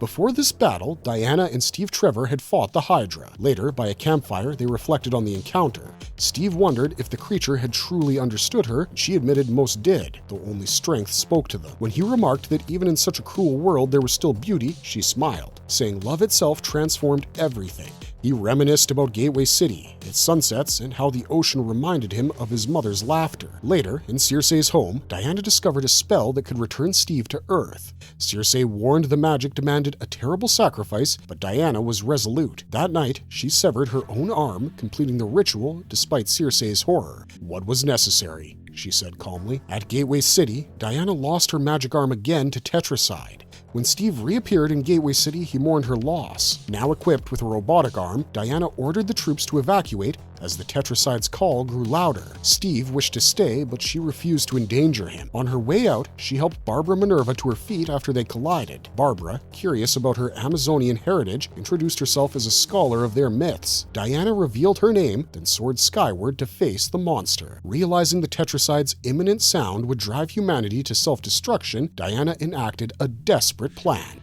She handed a reporter a message to broadcast across the city. She would use her magic to deafen everyone temporarily, saving them from the fatal lure. As her spell spread, a shimmering cloud enveloped Gateway City, her magic dust shielding its people as Wonder Woman prepared for her final stand. The Last Amazon, Part 4. In a city silenced by magic, Etta Candy struggled to help the deafened citizens when Steve Trevor and Wonder Woman appeared at her door. Steve introduced Etta and her sister Gia, which is both, to Diana. Exhausted from battle and stripped of much of her magic, Diana asked for their help to restore her power and craft a new arm. While Gia teasingly flirted with Steve, Etta collected the materials Diana needed for her ritual. Once ready, she demanded a few drops of blood from each of them to complete the spell, which they willingly offered. Diana seated herself, began the incantation, and moments later, a bolt of mystical lightning struck her severed arm, marking the start of her restoration. Years earlier, on the fiery shores of the underworld, Circe had received a vision. The goddess Hecate appeared before her, revealing that Circe would play a crucial role in Diana's destiny and the fate of all existence. When the vision ended, Circe lay beside Diana, contemplating the forging of a new weapon for her, a lasso born of sacrifice, destined to become a symbol of power and loss. Back in Gateway City, Diana's spell reached completion as a radiant new arm of divine energy formed where her old one had been severed. She thanked Edda and Gia for their first aid, praising Gia's bravery. Gia, in turn, called Diana a symbol of hope, but their moment of calm was short-lived. From the horizon, the monstrous Tetracide had stretched its immense tentacles into the city, hunting survivors now that its deadly sound had ceased. Diana refused to let it claim more lives. She drew forth the Athena blade from the ocean, vowing to give it one final glorious battle. With a vial of enchanted essence, she conjured ghostly screams to lure the beast toward the sea. As Tetracide followed the cries, Diana and Pegasus rose into the storm-filled city. Channeling divine energy into her blade, she plunged down with unstoppable force, slicing the creature clean in half. Across the nation, live footage of the battle filled TV screens. The president, furious and alarmed, demanded to know Commander Cole's whereabouts. An aide explained that he was still rescuing civilians. Turning to security advisor Veronica Cale, the president asked for answers. Cale coldly replied that even if Wonder Woman triumphed today, the world was about to face something far more dangerous. The Last Amazon, Part 5. Diana's strike with the Athena blade pierced straight through Tetracide's heart, but instead of dying, the creature's insides began to glow ominously. Something was wrong. The monster was still alive. The Athena blade, glowing with divine energy, returned to her grasp as she thanked it for its service. Before she could react further, a squadron of U.S. military jets arrived, launching a barrage of missiles at the wounded beast. Horrified, Diana cried out to the gods for aid as the Tetracide unleashed a powerful wave, redirecting the missiles toward the city. Desperately, Diana diverted two with her magic, but the third sped toward Gateway City. Just as disaster seemed inevitable, Pegasus dove from the clouds, incinerating the missile with a blast of fiery breath. Relieved yet furious, Diana flew to the lead aircraft, ordering the pilot never to attack again without understanding the threat.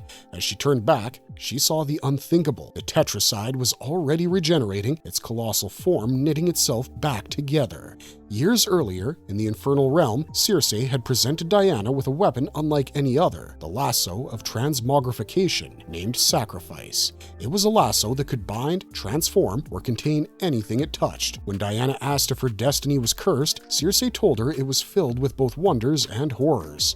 Later, in battle against a vicious harpy, Diana used the lasso and found it terrifyingly cruel. Distraught, she accused Circe of forging a weapon without mercy. Heartbroken, Circe withdrew. At that moment, Hecate appeared, asking what troubled her. Diana confessed that she had lost faith in her mother and herself. Hecate reassured her that Circe would never create anything meant to harm her. Shamed, Diana returned and humbly asked, "Mother, teach me to master it." Now back in Gateway City, Diana recalled that lesson. As Tetracide's eyes glimmered with malice, she understood what she must do.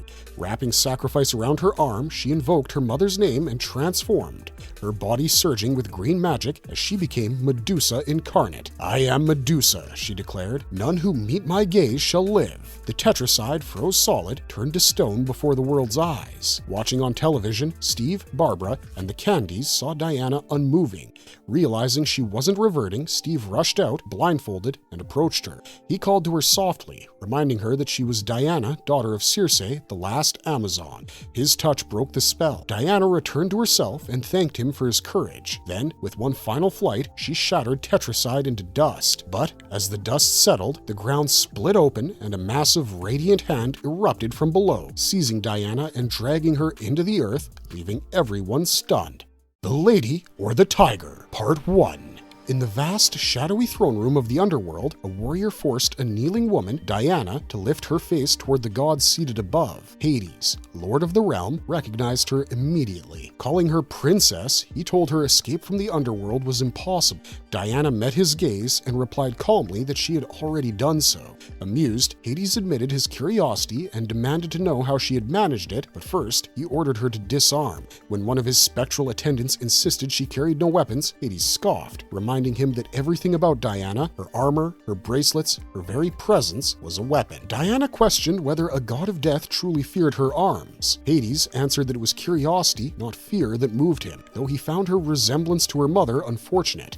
Reluctantly, she began removing her armor piece by piece, asking with mock politeness if she might at least keep her boots. He allowed it, impatient for her to finish. When she did, he accused her of hiding something magical, an enchanted pouch. Teasing him for noticing, she emptied it, revealing her arsenal, a broadsword and 3 radiant lassos glowing red, yellow, and green. Hades admired their craftsmanship and reached for the red one. Diana warned him, but the moment he touched it, the nemesis lasso erupted with violent energy, its flames forming a monstrous visage. Only she could control it, she said. Intrigued, Hades asked its origin. Diana told him that it began with Circe, who had sent her on a series of trials, the last of which brought her to Mount Prometheus. Scaling its storm-beaten cliffs, Diana found the Titan bound by colossal chains. She prayed to the gods of justice, struck the chains with her axe, and shattered them. Prometheus, free for a fleeting moment, thanked her.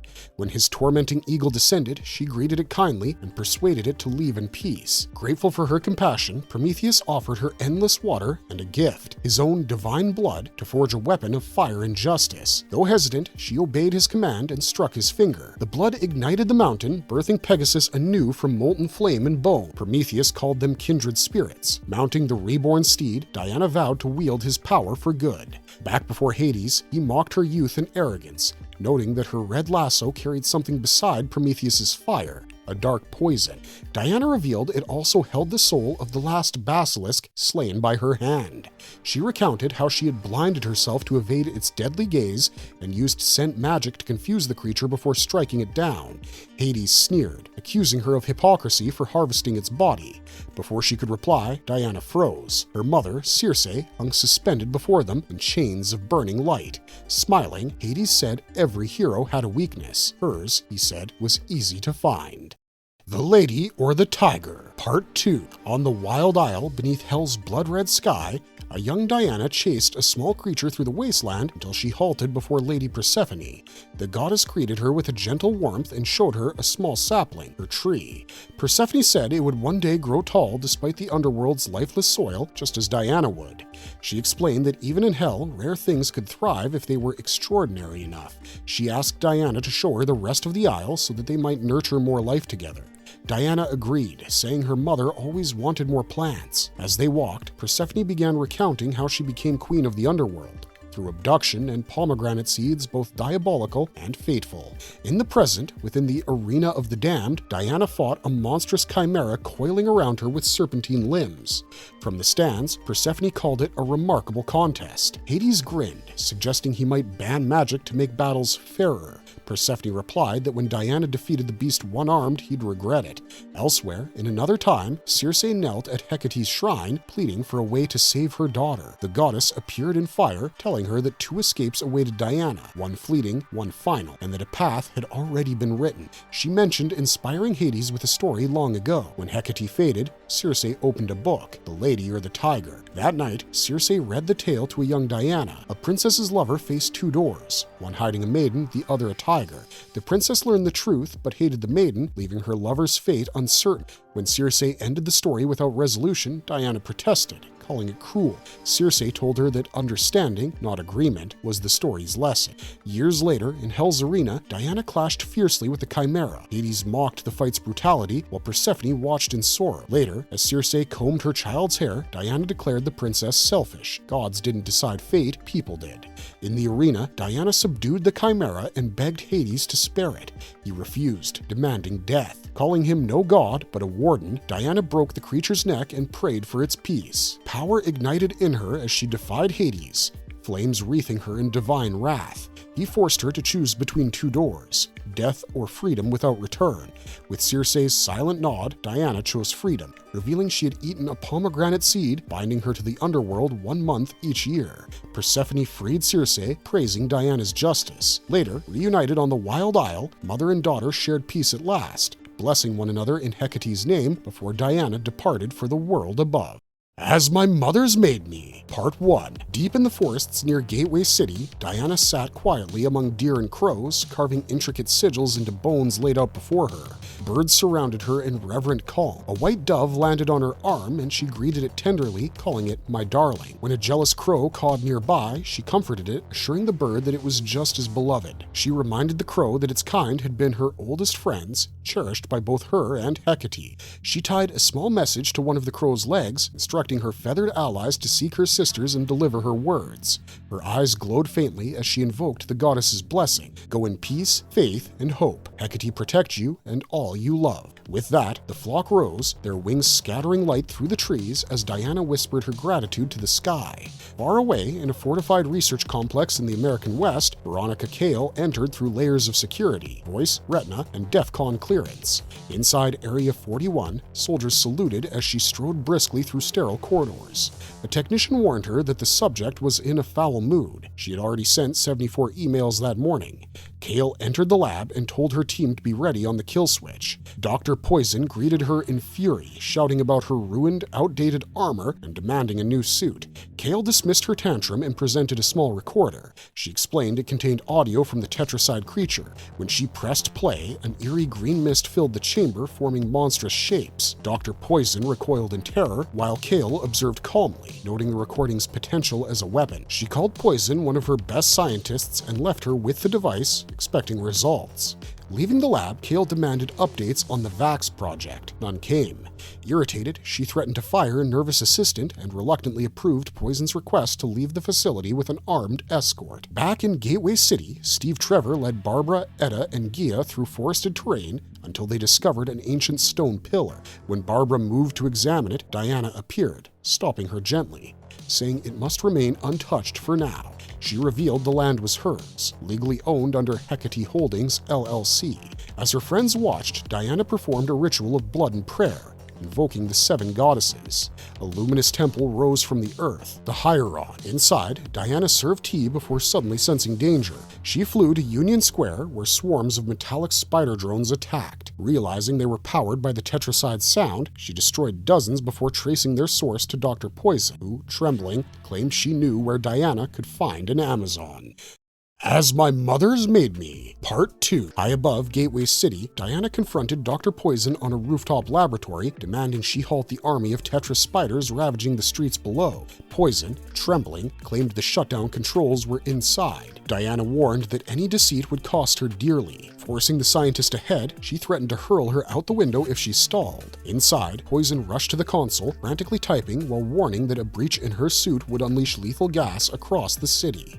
Diana ordered her to finish, and moments later, the mechanical swarm went silent. As the lab's lights flickered, Diana realized something unsettling. The armored suit wasn't protection, but containment. "You are the poison," she said coldly. Poison admitted the truth, explaining that her condition was no accident, but a government experiment using the weaponized screams of the tetracide creature. Disgusted, Diana called it an abomination, humans turning suffering into science. Poison smirked that Diana seemed to empathize more with monsters than people. Diana retorted that monsters at least acted from instinct, not cruelty. When Diana ordered her to summon all the drones for destruction, Poison hesitated and complied under threat. Once they gathered, Diana demanded information about the Amazon she had mentioned. Poison offered a deal, freedom for answers. Diana refused, forcing her to talk. Poison revealed that beneath a classified facility lay a sprawling labyrinth, home to ancient entities, failed experiments, and one surviving Amazon. Diana demanded the coordinates. Poison warned that this maze was death itself. Diana shattered a vial to destroy the drones and swore she'd be watching before leaving. Back at the Hieron, Diana told Steve about the maze hidden under Area 41. He argued it was a trap, but she said she couldn't ignore the possibility that one of her sisters was imprisoned there.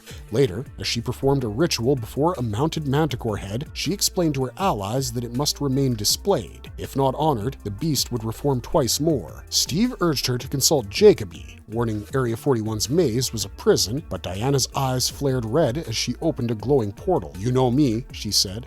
"I make my own doors." In the depths of the maze, the air stank of decay. Lighting her torch, Diana pressed forward until she found Chaos, a minotaur battling fish-like creatures. Binding him with her red lasso, she demanded truth. The minotaur yielded and offered alliance. Revealing their foes sought someone named Petra. Finding a dying siren, Diana whispered her name. Together, she and the minotaur, Ferdinand, fought through the horde. When the last creature fell, he told her another dweller ruled the maze, Queen Clea.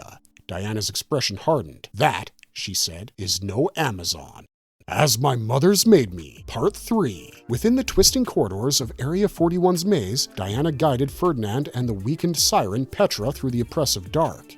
She reflected that every new ally brought new enemies. Clea and her army of fish-like soldiers had seized the maze and declared it their territory. Ferdinand admitted Clea was after Petra, though he didn't know why. Diana suspected Petra's siren nature made her valuable, though the mute, fragile woman seemed incapable of wielding any mythical power. The stories of deadly songs, Diana thought, might have been more myth than truth. As Clea's soldiers closed in, Diana warned Ferdinand to block their flank. He agreed, and together they clashed with brutal efficiency, Diana's axe cleaving through enemies as Ferdinand hurled attackers aside with his immense strength. From her command post, Clea ordered a massive crossbow to fire. The bolts pierced Ferdinand's chest, and he stumbled but refused to fall. Diana urged him to stay standing. Bleeding and defiant, he told her to save Petra and escape, calling her his friend. Diana swore she would return for him. Clea demanded Ferdinand's capture and Petra's retrieval, ordering her scouts to kill the intruder. Diana fled through the misty tunnels carrying Petra. When she called out into the darkness, a massive black panther with a blood-red face emerged.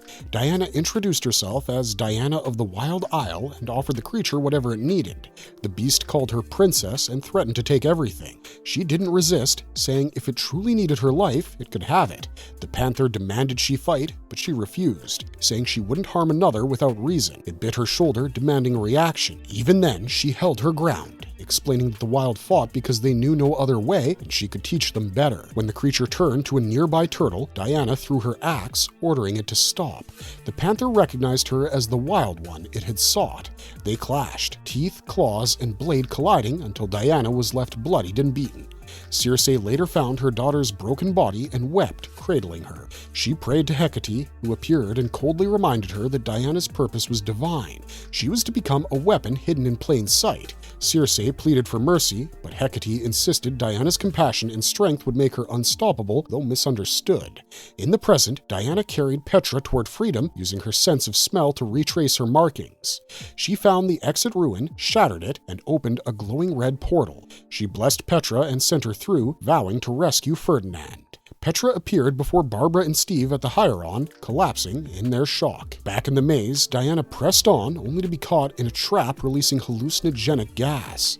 Her vision twisted as glowing fish-like creatures surrounded her, mocking her as an Amazon fit for the pit. Fighting through the delirium, Diana struck back, regaining control of her body. As the mist thinned, the creatures dragged a captured scientist towards a fiery abyss. Refusing to abandon anyone, Diana charged after them. Suddenly, the ground split and a towering molten warrior emerged from the smoke, forcing her to raise her axe once more. As My Mother's Made Me, Part 4. Inside the twisting depths of Area 41's maze, Diana faced a fiery molten creature as hallucinogenic spores clouded her senses. Disoriented by the flower's fumes, she refused to swing blindly, afraid she might harm an innocent. Dropping her axe, she steadied herself and muttered prayers to Athena, asking for clarity or death if she lost control. Her words warped in her ears, as though even speech itself were turning against her. Reaching for a small vial, she drank a clarity potion, and her vision sharpened. She found herself standing in a pit filled with glowing flowers and spotted a frightened scientist nearby. She asked if he could understand her, and when he nodded, she told him to flee and scream as though she were dead to throw off their captors. He obeyed just as the molten warrior seized her, promising to do what he always did. Her mind slipped into memory. On the Wild Isle, young Diana sat beside a vast white wolf beneath a blood-red sky, asking if the goddess would always be angry with her. The wolf explained the gods weren't angry, only confused by her difference. Diana was kind, clever, and patient, traits that even divinity struggled to master. The wolf handed her a glowing stone and instructed her to charm a hydra into loving it. Diana's magic bathed the orb in light, and when she threw it into the sea, brilliance erupted. Told to retrieve it without magic, she plunged into the waters. When she returned, drenched but smiling, the wolf called her extraordinary. Diana said she'd made a deal with the hydra. It could keep her axe until she brought the orb back. The wolf laughed, calling her impossible. Diana awoke in the maze, weak but alive. A scientist nearby gasped that Clea had called her an Amazon. Diana confirmed her identity, Diana of Themyscira, last of her kind. A woman stepped forward, stunned, and introduced herself as Io. She recognized Diana as the daughter of Queen Hippolyta's dreams. Io knelt and called her a miracle. Io led Diana through an underground refuge called New Hope, built by survivors who had dug for decades seeking freedom. When they reached the lowest tunnels, Diana realized an Amazon could swim through the flooded section to escape. Io chose to stay behind to protect her people. Moved, Diana gave her a glowing charm that would open a doorway to her home in Gateway City. She vowed to destroy the maze and told Io to lead everyone out, sending her off with blessings to Hera. Alone, Diana called out to a presence she sensed within the walls. A spectral voice answered, naming her Diana of the Wild Isle. When she offered to help complete it, it warned her to be ready. Moments later, Diana flew through the tunnels, charging into Clea's lair. Clea ordered her troops to attack, but Diana shattered a vial, freeing Ferdinand, who exploded into the fray. As Clea's spear pierced her torso, Diana pulled it free and hurled it into the abyss, activating her spell. Blue energy erupted from the pit, flooding into her body and reforging the weapon as a radiant trident, glowing with divine light. Diana stood tall, reborn, holding her new weapon as Clea looked on in fear. As My Mother's Made Me, Part 5. Through the submerged halls of the prison maze in Area 41, Diana advanced, wielding Poseidon's trident. The weapon pulsed with living divinity, its will merging with hers as it cut through Clea's legions of scaled warriors. Each thrust unleashed roaring waves of power that shimmered with oceanic fury. As the battle raged, Diana realized Clea's staff had contained a fragment of this divine weapon, perhaps the very source of her madness. The trident itself whispered to her in an ancient voice, revealing Clea's Atlantean heritage. The revelation stunned Diana. If Clea was truly from Atlantis, perhaps others had survived beneath the waves. The weapon murmured there was still many. Pity stirred within her, even as she condemned Clea's cruelty. Clea struck back, accusing Diana of stealing her siren and shattering her staff. She screamed that the trident was hers by right, but Diana countered that Clea's obsession had doomed her. As Clea's troops flooded in, Diana sent an enchanted stone flying toward Ferdinand, instructing him to follow it to Io's group and escape. Though Ferdinand refused to abandon her, Diana told him she wasn't alone. The sea itself fought beside her. The battle reached its pinnacle. The trident's strength waned, and Diana relied on raw force, matching Clea's blows in hand-to-hand. Clea demanded submission, but Diana answered that control was exactly what she would never surrender. The maze quaked as the trident's waves tore through Clea's forces. Elsewhere, Ferdinand followed the enchanted stone through the tunnels until it led him to Io and the freed captives near a portal radiating Diana's magic. He handed her the stone, explaining Diana's plan to seal the maze once they crossed. When Io asked if Diana would follow, Ferdinand only said she had another way. Io urged him forward. He thanked her, saying he now dreamed of the world's beauty and its pain. Passing through the portal, memories of Petra overwhelmed him, her transformation, her sorrow, and he whispered her name as the light consumed him. In the flooding maze, Diana confronted Clea one last time. She revealed she had opened the labyrinth to the Pacific, offering Clea the freedom she claimed to crave, if she could face what waited beyond. Diana swam away, promising to bear responsibility for whatever Clea became. At the Hieron, survivors emerged safely, but Io was struck by divine lightning as she stepped through.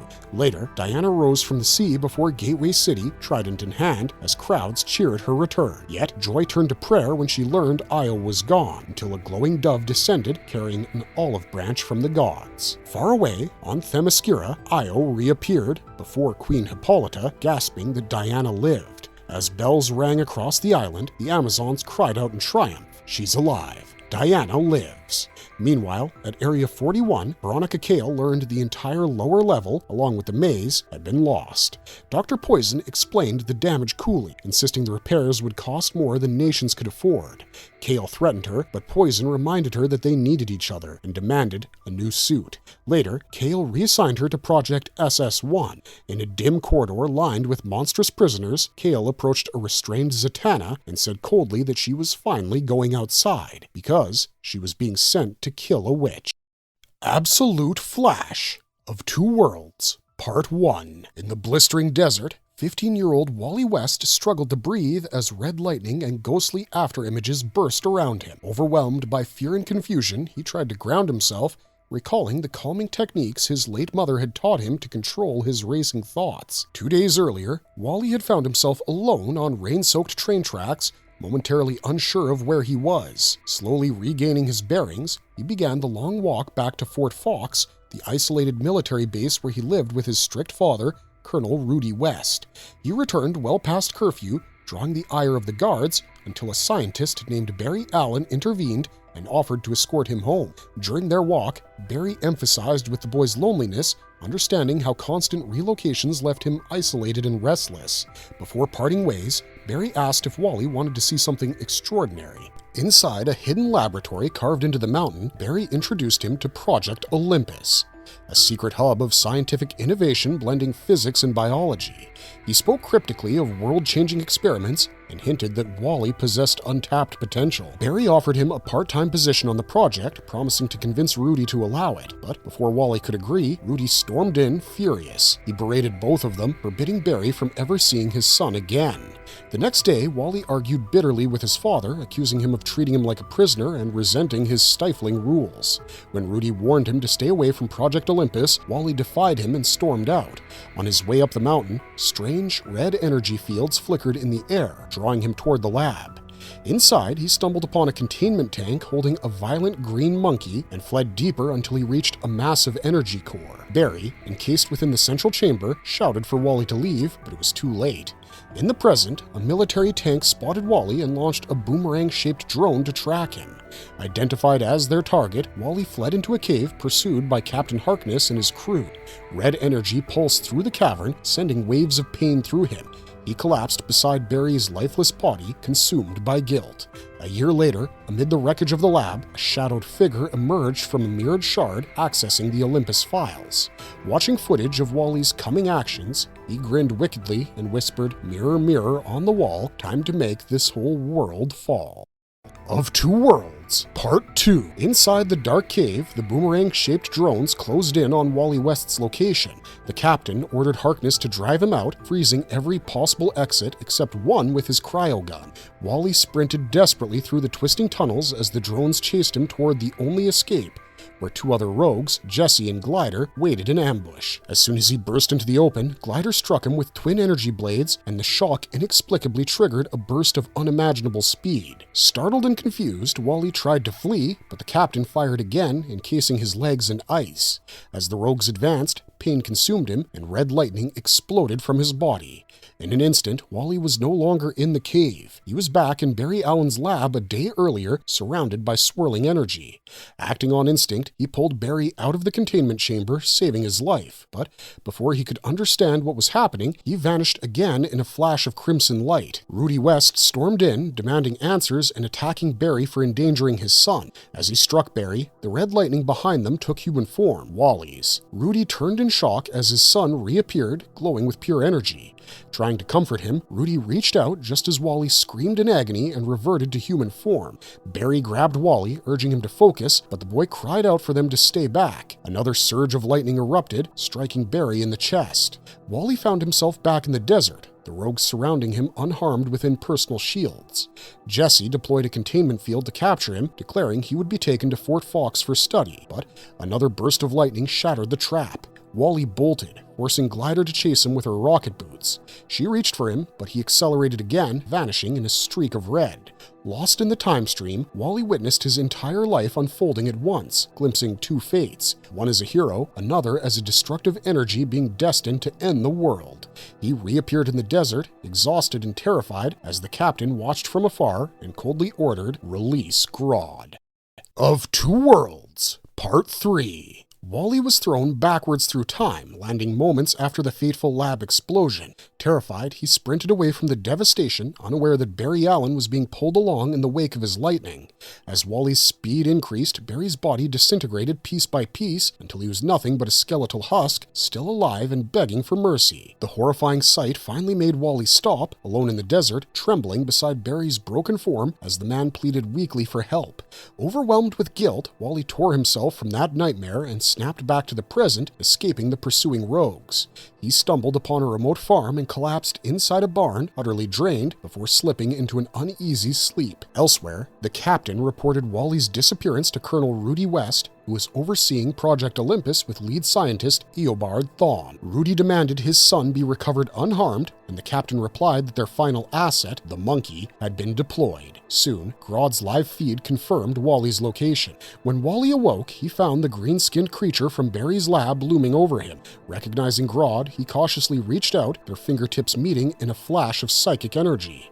Instantly, their minds intertwined. Wally saw Grodd's painful memories, his mother hunted down and killed, while Grodd relived Wally's loss and loneliness.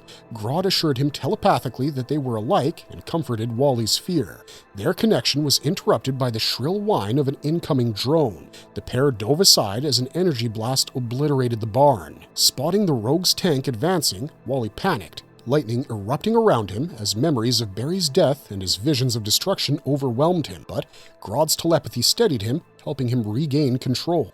Grodd struck back, mentally disabling the rogues, except Harkness, who activated a jetpack and attacked with a swarm of drones. Realizing he couldn't keep running, Wally confronted his fear and charged, landing a devastating punch that knocked Harkness out of the sky. Grodd urged him to flee, but Wally refused to abandon him. Together, they buried Barry's remains in the desert. Accepting that his old life was gone, Wally donned Barry's containment suit, the same one he'd seen in his visions, and ran into the horizon, free at last. The Trials of the Flash, Part 1. Wally awoke in terror from a vivid nightmare. He stood before his mother's grave, only to see Barry Allen's decaying skeleton rising from the earth, surrounded by crackling red lightning and begging for help.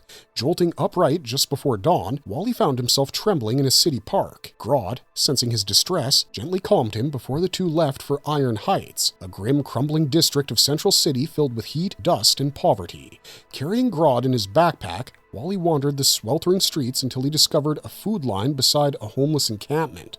While waiting, a tall, kindly man approached him, introducing himself as Ralph Dibney, the director of a local youth mission. Skeptical, Wally hesitated until a young woman named Linda reassured him that Ralph's mission was safe. Captivated by her warmth and confidence, Wally accepted Ralph's card. Far away in the desert, Project Olympus scientists examined the residual energy field left by Wally's jump through the time stream. The rogues stood by as Jessie, seemingly entranced, stepped toward the swirling vortex, calling it a door and claiming she could almost see through it. When she touched the energy, it erupted in a violent burst, knocking everyone to the ground before vanishing. Colonel Rudy West arrived moments later, furious but composed. He ordered the rogues to rearm and prepare to move as soon as Wally resurfaced, then returned to Fort Fox to investigate what Barry's work had truly done to his son. Meanwhile, Wally arrived at the Dibney mission and joined the lunch line. Linda sat beside him, sensing his nervousness, and struck up a conversation. She teased that his hopeful look gave away that he was new to Iron Heights. Wally explained that he never stayed anywhere long. His father's military life saw to that. When Linda asked if that's why he ran away, he hesitated, saying there were other reasons. She admitted everyone there was running from something but refused to share her own past, walking away with a faint smile and a promise to see him again. That night, as Ralph outlined the mission's rules, no drugs, no fighting, mandatory chores, Wally discovered Grodd was missing. Peering out the window, he saw the creature disappearing into the city. Back at Fort Fox, Rudy demanded answers from Dr. Eleanor Thawne. She confessed that Barry's research had evolved beyond weaponry into uncharted territory, and that Wally's transformation was their greatest success. Enraged, Rudy declared his son was not an experiment. Thawne revealed Grodd's tracking signal and warned that other escaped mutations were still at large. In Iron Heights, Wally chased Grodd through the streets and into the sewers, shouting for him to stop. Grodd led him deep into the tunnels, repeating a single word, hot. Turning a corner, Wally froze as a monstrous being of molten rock loomed ahead. Grodd pointed toward it and said simply, "Hot is here." The Trials of the Flash, Part 2. In the damp tunnels beneath Central City, Wally froze at the sight of the molten creature before him, Project Heatwave. The monster's glowing eyes stirred something familiar in Wally, a strange recognition he couldn't explain. When he reached out, golden lightning leapt violently from Wally's hand to Heatwave's body, sending waves of pain through them both. Furious, Heatwave retaliated, unleashing a flood of molten fire through the sewer. Wally narrowly escaped, running across the ceiling as the heat scorched the air. Grodd urged him to help the creature, insisting he was connected to it somehow, but Wally, terrified by his unstable powers, led deeper into the darkness. Moments later, Heatwave erupted from a manhole cover outside the Dibney mission, his molten rage boiling over. Ralph Dibney shouted for Linda and the others to evacuate as the inferno grew near. Back at Fort Fox, tensions among the rogues reached a breaking point. Confined for days, Glider and Jesse nearly came to blows before Eleanor Thawne entered, announcing Wally's location in Central City. She revealed that Grodd had led them to their presumed dead teammate, Mick Rory. The team was stunned. Thawne had long claimed Mick perished during Barry Allen's experiments. Captain Snart demanded the truth, but Thawne coolly promised full disclosure only after Wally was captured. Above ground, Heatwave rampaged through the mission, roaring in agony as flames consumed the building. Underground, Wally cowered, covering his ears against the destruction. Grodd's calm voice reached his mind, reminding him that fear was natural, but others above were afraid too. Summoning his courage, Wally donned his suit and raced to the surface. He arrived as Ralph tried to shield an injured woman. Wally tackled Heatwave away, lightning arcing wildly between them. Ralph recognized the boy behind the mask. When Wally asked how to stop the creature, Grodd's answer came, "Take the heat." As Heatwave lunged, the lightning grew unbearable, lifting Wally into the air as he screamed. His mind drifted into a cosmic vision. Standing on an asteroid, staring at a colossal hand reaching from the stars, a voice called his name. When he awoke, Ralph and Linda were beside him, and Mick Rory lay human once more. Before they could help, Wally saw helicopters overhead and fled. Meanwhile, Thawne noticed Rudy West's absence as she prepared deployment. Deep within the mountain, Rudy unlocked a hidden chamber using Barry Allen's badge and found a mysterious spacecraft surrounded by eerie alien corpses floating in glass tanks. Interlude: The Rogues. Half a year before the Fort Fox explosion, in a small Oklahoma town, former drone pilot Digger Harkness was tossed out of a bar after hitting on the wrong woman. Dazed and furious, he stumbled outside, only to find his old commander, Colonel Rudy West, waiting for him. Rudy offered him a way out of his ruined career, wipe his dishonorable record clean in exchange for joining a classified high-risk operation. After some hesitation, Digger accepted, and Rudy said that there were a few more stops to make. That night, in a quiet motel, Rudy tried calling his son Wally. The call went unanswered. He left a message asking his boy to reply, almost saying "I love you," but stopping short. Before turning in, he set a framed photo of Mary and Wally on the nightstand and whispered goodnight. The next morning in Kansas, Leonard Snart found his sister Lisa unconscious on the floor.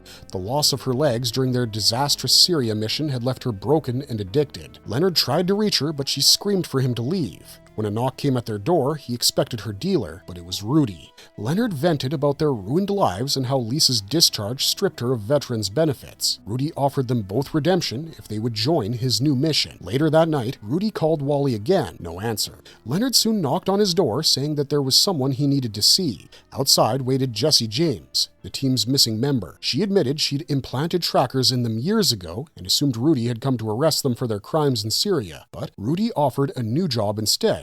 One so secret that if they died, no one would ever know. At Fort Fox, Rudy introduced the reformed Rogues to Project Olympus. Scientists Barry Allen and Eleanor Thawne revealed cutting-edge alien-like technology, claiming it could redefine humanity. When the Rogues scoffed, Barry said the goal wasn't to build weapons, it was to turn them into weapons. Their only choices: cooperate or spend life in prison. They agreed. Years earlier, in 1944, another Thawne sacrificed his assistant, Garrick, to a similar experiment gone wrong. Now, in the present, Rudy discovered an alien craft and corpses buried beneath Fort Fox, proof that Olympus hid far more. Calling Wally one last time, he confessed his guilt and love, only for security to ambush him mid-call as Thawne crushed his phone while Wally screamed for his father. The Trials of the Flash, Part 3. In a quiet Missouri town, Wally and Grodd wandered the streets just as a violent storm began to form overhead. Grodd grew uneasy, insisting the tempest wasn't natural and begging to go home. Wally agreed softly. They both wanted that, but neither of them had a home anymore. As thunder cracked, he told Grodd to hide in his backpack while he searched for food and shelter. Entering a gas station, Wally caught sight of his reflection in the window. It grinned back at him even after he turned away. Inside, he pleaded with the cashier for food but was refused. Desperate, he sped through the aisles, grabbing whatever he could. He apologized, promising repayment someday, but before he could escape, exhaustion overcame him and he collapsed. Back at Fort Fox, Thawne ordered Rudy West's execution, but stopped when he swore loyalty to Project Olympus. Desperate to protect his son, Rudy asked about the alien corpses in the tanks. Thawne called them Olympus's predecessors, the first beings to discover God. Meanwhile, 50 miles west, the rogues detected Grodd's psychic signal at the center of the storm. Captain Snart ordered Digger Harkness to pilot their tank, the Prowler, straight into the chaos.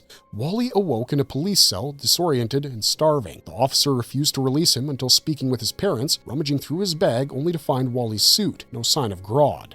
Wally reached out mentally but sensed nothing. Suddenly, the wall exploded. The rogues had arrived. Knocking out the cop, they scolded Wally for not escaping. He admitted his powers were failing from hunger and that Grodd was missing. Snart offered a deal, help them track Grodd, then return to Fort Fox together. Wally reluctantly agreed, and they fed him an energy bar to recharge. Outside, the storm had intensified, forcing the rogues to retreat. Wally ignored them, sprinting into the roaring wind. Lightning struck him and knocked him down, but Grodd's telepathic voice screamed at him to rise. A figure emerged, a wild-haired man crackling with electricity, Storm Man.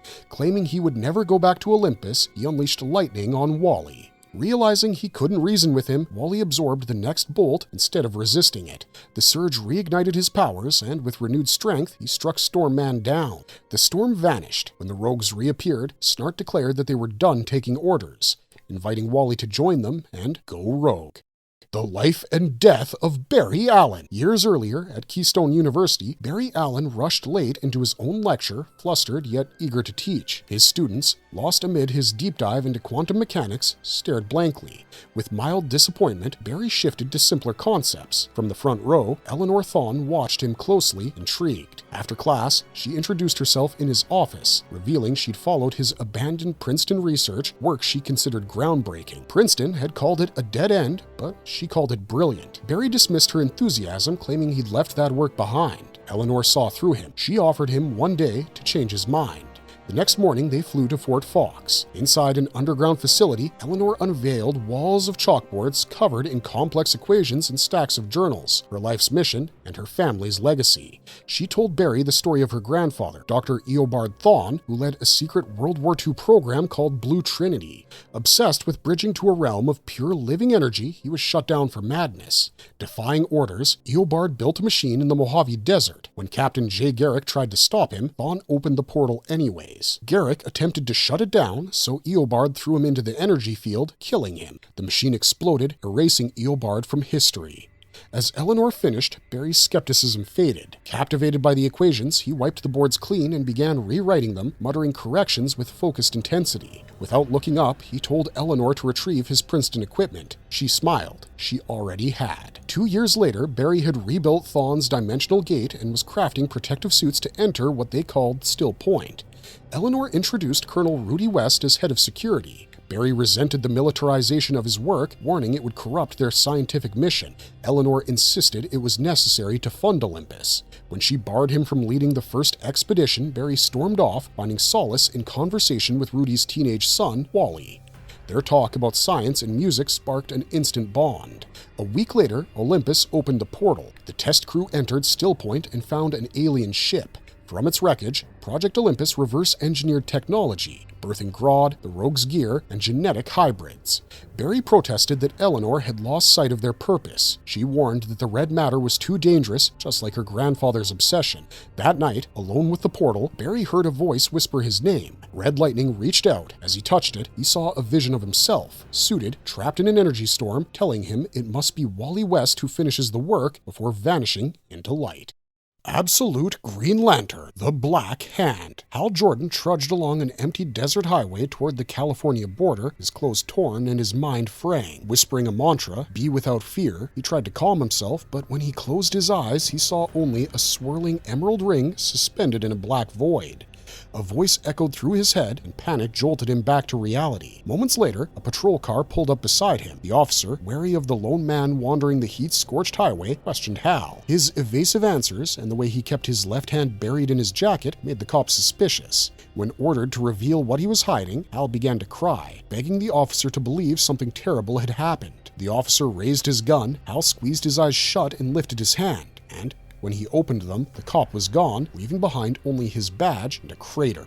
Haunted, Hal continued his walk, muttering apologies to no one. Eventually, he reached a dusty town and stumbled into a roadside diner called May and Moe's. The locals stared as he ordered a bottle of water. Their curiosity turned to concern when a live news broadcast cut in, showing a massive green lantern that had fallen from the sky in Evergreen, Nevada, destroying part of the town. Before more details could air, the report was abruptly cut off. 5 days earlier in Evergreen, Hal had been having lunch with his friends John Stewart and Joe Mullane, newly returned from Coast City after a painful divorce. Their quiet meal shattered when a glowing green dome enveloped the street, sealing them in.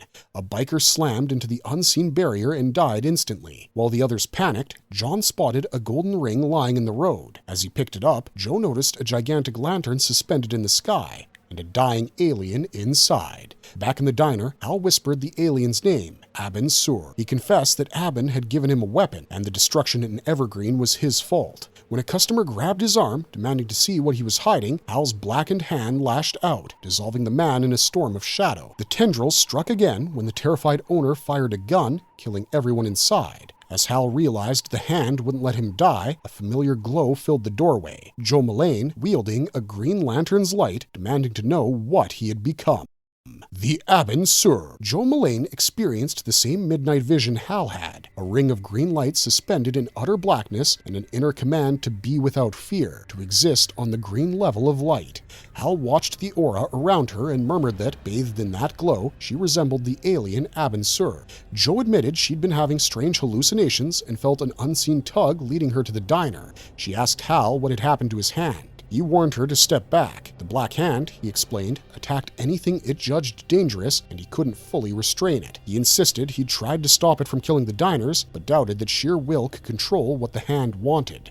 5 days earlier, the town of Evergreen had been upended. Abin Sur had descended inside a hovering green lantern above Main Street, and the townsfolk poured into the streets to see. Sheriff Guy Gardner and deputies Rita and Roy confronted the alien. Abin Sur announced that he inhabited the green level of light and ordered everyone to be without fear. Guy tried to assert his authority, instructing his deputies to hold the crowd back. As Guy challenged Abin Sur, even asking if the alien understood earthly law, Abin raised a fist of green energy and declared judgment would begin. Tension spiked. Roy and Guy leveled guns, but Abin only repeated his command to Guy to be without fear. Joe shoved forward and cautioned against provoking the stranger. They didn't know his purpose. Guy hesitated, then asked Abin what he wanted. Without answering, Abin incinerated Guy with a blast. Panic erupted. Bullets from Roy and Rita bounced off an invisible shield and struck a bystander. Rita was decapitated by Abin's hands, and Roy lost his arm. Joe and John scrambled to staunch the blood. In the chaos, Hal grabbed Rita's fallen pistol and aimed it at Abin. The alien locked onto Hal and, startlingly, spoke his name. Hal Jordan. Judgment is in progress. John stepped between them, begging Hal not to fire. Abin then addressed John by name as well, told him to be without fear, and then collapsed into a sphere of green energy, rising back into the lantern. Back in the present, Joe asked Hal about the gun. From his pocket, the weapon surfaced, altered, solid black. Hal urged everyone to flee. The hand wanted to snuff out the green light. He tried to resist the voice inside him, but his eyes darkened as he whispered that the thing was telling him he'd been right. As the bubble still encircled the town in the past, Joe, Hal, and John regrouped. John produced the gold ring he'd found, saying he believed it might be the only thing capable of stopping Abin Sur. The Philosopher's Stone. At dawn, the day after Abin Sur's arrival in Evergreen, John Stewart stood at the invisible edge of the strange green dome encasing the town. As he stared outward, a vision filled his mind, a single ring of light surrounded by infinite darkness. A distant voice urged him to gain knowledge, to command the flame, and to be without fear. John shook it off, refusing to listen. Todd Rice, who owned the nearby coffee shop, joined him to gaze at the biker's mangled corpse lying beyond the barrier. Todd remarked that the townsfolk had become eerily calm. John replied that they were still clinging to hope, waiting for outside help that would never come. Moments later, they saw a minivan approach, slow, and then veer away as if subconsciously repelled. John theorized that the dome interfered with perception. Outsiders simply couldn't see it. Determined to test its limits, he pulled out an earring he'd found near the dead biker. Since the man had been wearing it when he crashed, the object must have crossed through the barrier. John tossed it at the wall of light, and to Todd's shock, it slipped effortlessly through and landed on the other side. In the present, Joe Mullane faced a broken Hal Jordan outside the diner. Black tears streamed from his eyes as he whispered that he couldn't stop the monstrous power inside him. The black hand, acting of its own will, raised the pistol and unleashed a beam of condensed darkness. Joe reacted instinctively, summoning a glowing shield before launching herself skyward. Furious, she conjured a massive green construct that slammed Hal out into the desert. Hovering above him, she warned that if he couldn't control his darkness, she would. The hand's tendrils reached toward her, fascinated, asking how she commanded the light. Back in the past, John gathered Hal and Joe at the dome's perimeter. He revealed his discovery. Objects that looked like gold could pass through the barrier even if they were fake. He proved it by pushing a gold-painted toy through the wall. When he threw his grandmother's real gold ring, it pierced the dome itself before the gap quickly sealed. Joe wondered if pooling all the town's gold might create an exit, but John said escape wasn't the lesson they were meant to learn. Before he could explain, Abin Sur descended in a flash of emerald light and vaporized him.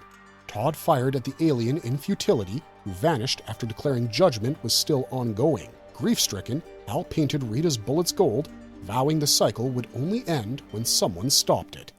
Chaotic action! Inside Hal Jordan's mind, two conflicting voices fought for dominance. One, calm and divine, declared the judgment had been passed, but offered him a path toward redemption. The other, colder and sharper, rejected that mercy. It whispered that Hal had always been right, that truth itself was darkness. The radiant ring of light in his vision twisted into a black star as the voice urged him to embrace it. Hal trembled and whispered back, "I don't want to." Joe Mullane shouted for him to fight it, to take control before she was forced to intervene. Hal, consumed by despair, told her he wished she could hurt him because maybe then he'd still feel human. He begged her to run, but Joe refused, furious at what he'd done to Evergreen. The black hand, feeding on his turmoil, surged outward like living smoke. It engulfed Hal's body, slamming Joe across the desert. She landed hard in a crater as Hal staggered after her, half consumed by darkness. Now, only fragments of his face remained visible beneath the seething black. As the hand dragged him closer, Hal demanded to know what had become of their town. The night before, the last survivors, Hal, Joe, and Todd Rice, had gathered at Todd's diner. The streets were empty, the townspeople gone, likely slain by Abin Sur. They formed a desperate plan. Joe would draw the alien out while Hal used Rita's gun, now loaded with gold-painted bullets, to kill him. Joe stepped into the street and shouted for Abin Sur to face her. Descending from the glowing lantern above, the alien urged her to be without fear. When Joe accused him of mass murder, Abin Sur seemed perplexed. He'd explained he'd only killed the biker, Jason Simmons, and Rita, whose stray shot had killed Beatrice Coles, but no others. Joe protested, insisting she'd seen him destroy Guy and John. Abin Sur calmly replied that their existence had not ended. The missing people, he said, were in OA, the Omega Alpha, a second stage of being where judgment continued. Todd urged Hal to take the shot, but Hal stopped him, realizing Joe was connecting with Abin Sur. When Joe reached out, her wedding ring, pure gold, passed through his body. A surge of green light flooded into her, and visions of alien worlds consumed her mind. Abin Sur fell, screaming "anomaly," as the massive lantern plummeted from the sky, crushing Evergreen beneath it. Now, in the present, the ruined town was surrounded by corporate security forces. A helicopter descended amid the wreckage, and its passenger, industrial magnate Hector Hammond, stepped out, gazing at the fallen lantern. With a sly grin, he declared, "It's mine." With fear, buried beneath the shattered remains of his cafe, Todd Rice drifted in and out of consciousness. In the darkness, a strange vision appeared, an endless void pierced by a single ring of light. A voice echoed through it, commanding him to be with fear. It told him that judgment had ceased, that no new Abin Sur could be chosen, and that he himself was an unknown within the spectrum of light. The mantra repeated, "Be with fear," until the sound of shovels snapped him awake. Hector Hammond's excavation team pulled him from the wreckage, the sole survivor of Evergreen.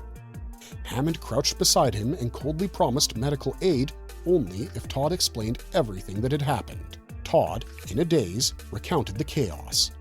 When the lantern crashed onto the town, Joe vanished in a blaze of green, leaving Hal unscathed. Consumed by fury, Hal demanded answers from Abin Sur. The alien told him Joe possessed power without understanding and that her anomaly would draw hunters. Then, repeating the same command, "Be with fear," Abin Sur stood before him as Hal emptied his gun. The gold-painted bullets cut through the green field, riddling Abin Sur's body until it leaked black, viscous blood. But the alien didn't die. He melted instead, clutching Hal's weapon and screaming, "The Black Hand!" The gun dissolved into Hal's palm as his hand turned completely black. With his final breath, Abin Sur warned that judgment had ended. No Abin Sur could rise again, and that the world that's coming must be feared. Now out in the desert, Joe confronted Hal as the Black Hand's corruption consumed him. He accused her of causing everything, his body twisting grotesquely as red eyes bloomed across his face. Joe countered with a searing blast of green energy that tore through his shoulder, momentarily restoring his humanity. She confessed she had survived the lantern's fall and wandered the desert until an invisible pull drew her back, to him.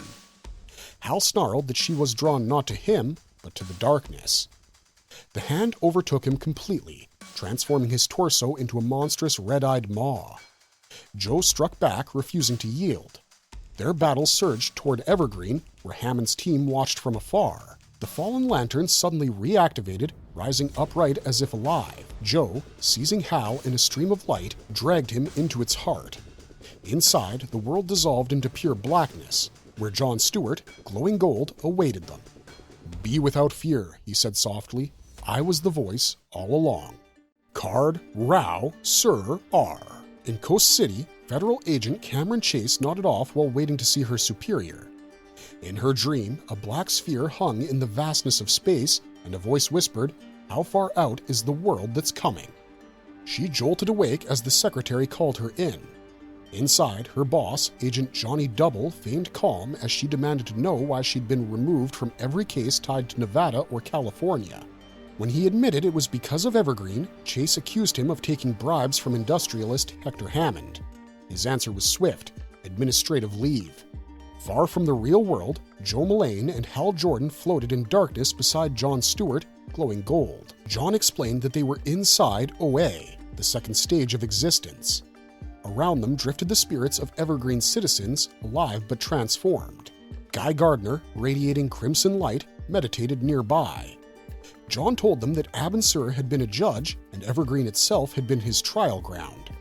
Its people were now within the Green Lantern, continuing their passage to understanding. Guy elaborated that there were 4 levels of light: Card, Chaos; Rao, Restraint; Sur, Correct Action; and Hour, Total Understanding. John said that Abin Sur had chosen initiates for each level: Ein Rao, Ein Sur, and Ein Hour. Guy embodied the red flame of restraint, John the golden light of understanding. When Hal asked why he'd been cursed with the Black Hand, Guy told him it was because he sought control without comprehension, an anomaly. Joe, uneasy with how serene the others sounded, accused them of being brainwashed. She demanded to know why Abin Sur came to Earth. John admitted even he didn't know, only that Abin had foreseen a coming conflict. Their enemies, the Weaponers, or Black Stars, believed darkness, not light, was the supreme level of power. He called their world Mogo, a sentient planet of shadow. Horrified, Hal recognized Mogo as the presence haunting his mind. Joe refused to accept fate. If Abin Sur had given Hal the Black Hand, she could remove it. Despite his warnings, she reached for him. Light clashed with shadow, and the darkness tore away, leaving Hal unconscious but free. Back in Evergreen, the Green Lanterns erupted with red light before spewing torrents of black fluid. Then, Joe emerged, carrying Hal. Hammond's crew tracked her flight until she vanished en route to Coast City. The Lantern disappeared, secretly taken to the moon by John Stewart to watch for Mogo's arrival. Meanwhile, Cameron Chase, freshly suspended and still bitter, called her partner, the masked adventurer Simon Baz. When he teased her about being too personally tied to Evergreen, she scoffed. A knock at her door interrupted her rant about her ex-wife, Sojourner Mullane. Opening it, she froze. Standing there, battered but alive, were Joe Mullane and Hal Jordan. Meanwhile, in the dark, the living planet Mogo and a vast armada of Black Star warships surrounded the world of J586, declaring that its people had violated the law of Card. They were accused of harboring 3 Oeans, enemies of the Black Stars. Ulkrith, J586's leader, pleaded for leniency, explaining that finding 3 fugitives among 7 billion citizens was impossible. But Mogo dismissed the plea, pronouncing that the guilt of one condemned all. From the planet's surface, 3 Abansurs, Aricia Rab, Medphil, and Curina Vint, soared upward to challenge the fleet. In answer, the Black Stars unleashed their executioner, a monstrous black hand known as Kilowog. Curina charged first and was killed instantly, her skull crushed in Kilowog's grip. Medphil attempted to phase through the giant, but Kilowog adapted, matching his density and severing his arm and head. Aricia, enraged, unleashed her full power, disintegrating Kilowog's head and calling for the evacuation of the Green Lantern. Yet, the Headless Titan reached her once more, and Mogo obliterated J586, erasing all life on the planet. Aboard a nearby vessel, Black Star officers confirmed the Lantern's destruction and hailed Kilowog, whose head was already regenerating. Before he could respawn, a blazing red sphere tore through the ship, annihilating it. The energy circled back, slamming into Kilowog and scattering debris. From the dissolving sphere emerged Tomar Ray, who admitted that the red light was meant for defense, but he had stolen it, unbound by the restraint of a true Ayn Rao. Conjuring a crimson cube, Tomar Ray encased Kilowog inside and compressed it until the creature was crushed beyond repair. He sent the cube drifting toward Mogo as a message. It landed within the fortress of the controller of Mu, the Black Star's leader, who recognized the attack as a distraction from the real threat, a green anomaly elsewhere in the cosmos. The controller revealed his own secret. He wielded the gold power of Hour, a force Oeans revered as the highest stage of light. The Black Stars, believing light inferior to darkness, saw it as the lowest tier. To them, he was no servant of light, he was the one and only Abin R. Absolute Martian Manhunter. We are Mindhunter. The blast tore through the air like thunder, and Agent John Jones was hurled into chaos. The world fractured into shards of noise and flame. Pots, glass, and human voices tumbling through firelight. He heard people shouting his name, one of them marveling at what he was wearing, as the roar in his head swelled into a flood of questions. Why anyone does what they do. Why some heal while others destroy. Why some find love at all. He awoke in a hospital wrapped in gauze and silence. Doctors examined him, checking reflexes and cognition, remarking on a mild concussion and some swelling but nothing permanent. They called him lucky and warned him to return if confusion or hallucinations began.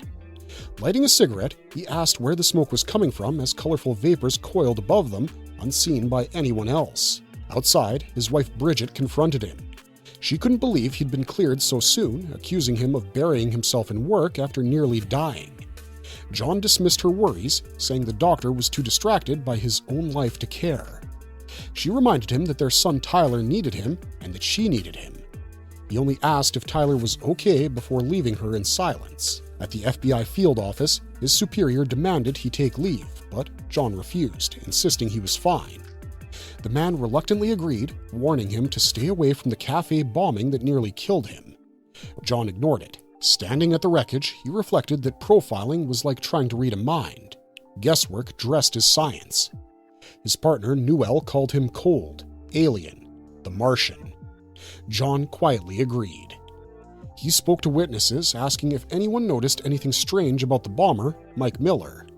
As he dug deeper, colored smoke filled his vision, whispering people's secrets, infidelities, grief, and addiction. The world itself seemed to breathe. Everywhere he looked, the smoke revealed human pain. At home, he told Bridget something was wrong, that he saw light and heard music in his head. Their son sculpted clay figures of his parents but asked where his father was. The figure shifted, turning green. That night, John couldn't sleep. The smoke's whispers filled every thought. Lying to his office, he went to the hospital again, surrounded by patients radiating exhaustion. Lighting another cigarette, he murmured that madness was everywhere. Visiting Mike's mother later, he watched multicolored smoke rise from her as she spoke of her son. When he inhaled, her memories consumed him. Childhood laughter, heartbreak, loss. Staggering outside, John saw it everywhere. Everyone was burning from within. The city dissolved into smoke and light, voices calling to him in green. The answer came through the haze, Martian vision. He saw a second self, white, radiant, inhuman, saying, "We are one." The voice pulsed inside his mind. Hunt, save, heal, remember. Through the smoke, his humanity cracked open, revealing the truth. As the green face emerged over his own, the words echoed, "We are the Martian Mindhunter." Emancipation of the Immolated. It was a living room drenched in horror. Two corpses sat motionless in their chairs while a television blared an upbeat game show. John Jones stood frozen, his reflection shifting into a monstrous alien face. A voice echoed in his head, urging him to ignore it, to deny what he was seeing. "It's not real," he whispered, but the whisper inside him wouldn't stop. His walls were plastered with alien posters, and among them hovered the pale spectral visage of the Martian, staring straight at him. He lit a cigarette, but the smoke twisted unnaturally, whispering, "It's all in your head." Walking through crowded streets, he saw colors radiating from people like heat, emotions taking visible form. The voice told him that thoughts and reality weren't separate, one bled into the other. John shouted for the Martians to stop talking, but the smoke only mocked him. Resistance is futile, but not how you think.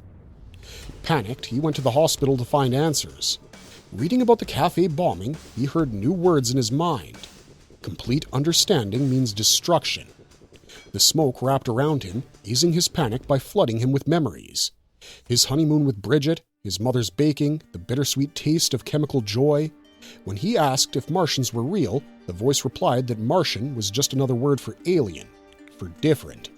Then his perception cracked open into swirling colors as he saw the world through Martian vision. Madame Xanadu appeared in this mental chaos, speaking as a Martian entity, showing him how human hate and fear had built into a psychic storm poisoning society. The contamination was growing faster than ever, an outside force accelerating the collapse. The voice's command was clear.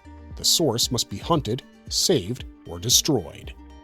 Drawn to a school, John saw families unaware of the danger. The voice insisted the trigger was approaching. A man with sunglasses, the bomber, walked nearby, muttering about alien imposters. The Martian said it had rewritten events to keep John alive, binding them together. Gunfire tore through the street. The bomber, Trigger Taylor, ranted that humans were fakes. John confronted him as chaos erupted.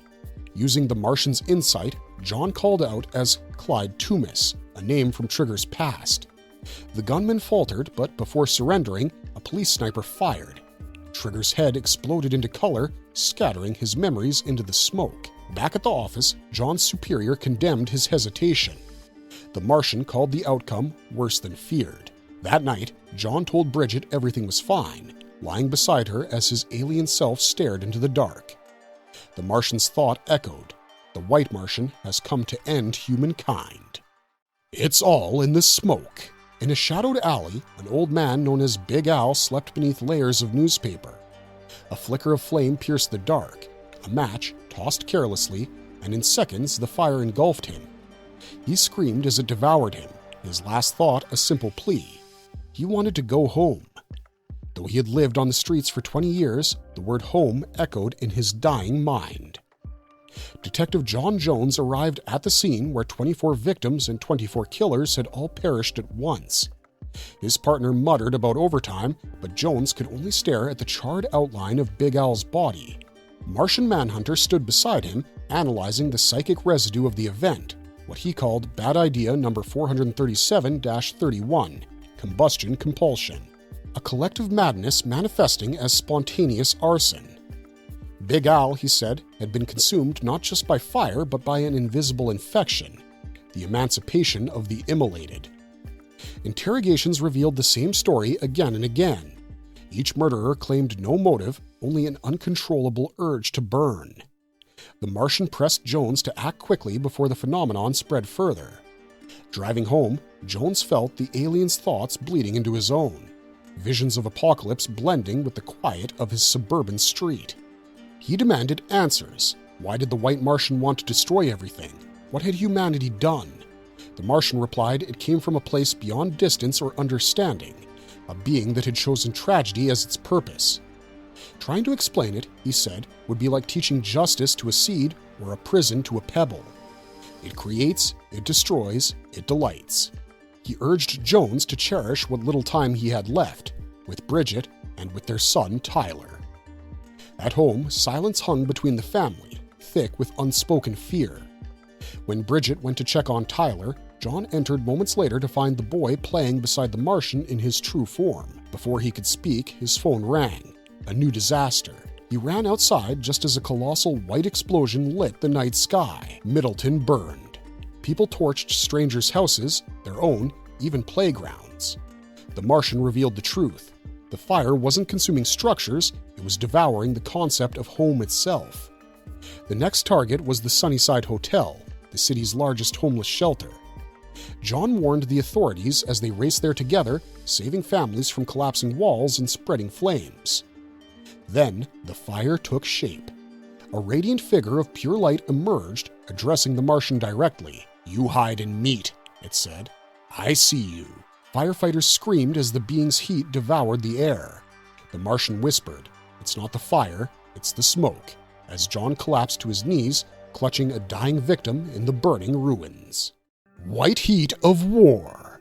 A figure stretched toward the sun as a sweltering city baked beneath relentless heat. Crowds filled the streets, some sipping cold drinks, others arguing under the strain. When a woman's iced coffee splashed on a stranger, tempers snapped.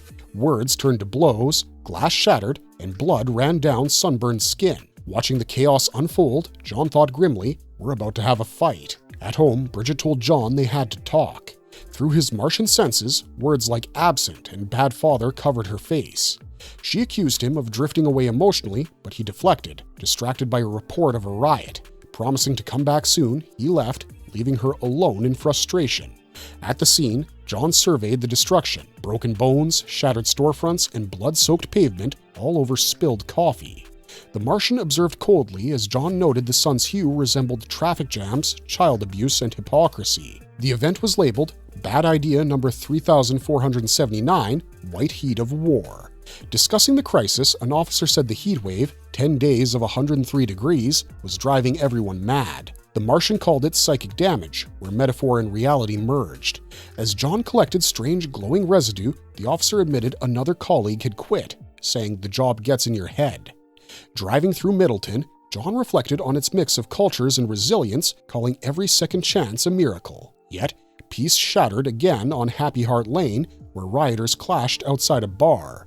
John ignited his lighter as the Martian drove into the mob. Later that night, John lay in silence beside Bridget. By day 12, a neighborhood feud between old friends escalated into gunfire. By day 13, 13 unprovoked police shootings rocked the city. John left a note saying he'd be back late, while Bridget sat quietly with their son. A bowling alley brawl broke out over a rule dispute, followed by a holy war between two churches split over baptism rituals. Congregants screamed heretic as they struck each other with crosses. A boy warned John not to look at the sun. At home, Bridget finally confronted him, accusing him of emotional absence and secrecy. Their argument burned until she slapped him. Power plants across Middleton exploded, fires erupting across the skyline. As smoke rose, Bridget ordered him to leave. Outside, the Martian watched the city burn and whispered, "Light's the bait. Darkness, that's the white Martian's goal." Let there be dark. In a quiet kitchen, a woman pressed dough into shape, her movements sharp and rhythmic under weak light. A triangle symbol flashed over her head, a crescent moon glinting above her clenched jaw as she snarled, "Come here, you little bitch." Nearby, a man in a jacket with a clown face on its back approached a barking dog, hiding a knife behind his leg. The moon stretched his shadow as a chilling thought echoed. Everyone had a dark side. Moments later, the dog lay lifeless, blood pooling beneath her. John mourned her loss, recalling he'd had her since childhood. Walking beside the Martian and a fellow officer, he muttered she'd been a good dog, while the Martian mused that such violence was humanity's buried truth surfacing. Around them, people wept. No one felt safe anymore. After the power plant explosions, Middleton was consumed by blackness. Driving through the darkened streets, John described the void as ancient, endless. He feared dawn would never return. The Martian urged him to rely on other senses. Sight would be useless here. Across the city, looters' shadows moved independently, stealing through shattered glass. Bonfires rose where teenagers danced in frenzied worship of their own shadows, burning them and starting again. Some chased beams of light on scooters, desperate to touch what they couldn't understand. At home, Bridget barred the doors, clutching Tyler close with a bat. The Martian lingered outside among fireflies, watching silently. Elsewhere, in a lone diner, a cook rolled crushed, glittering fragments into a burger patty. The sizzling meat hissed as he muttered about long nights killing men. When he slid the burger across the counter, John stormed in, ordering everyone to stop eating. He said he smelled something wrong, the secret ingredient.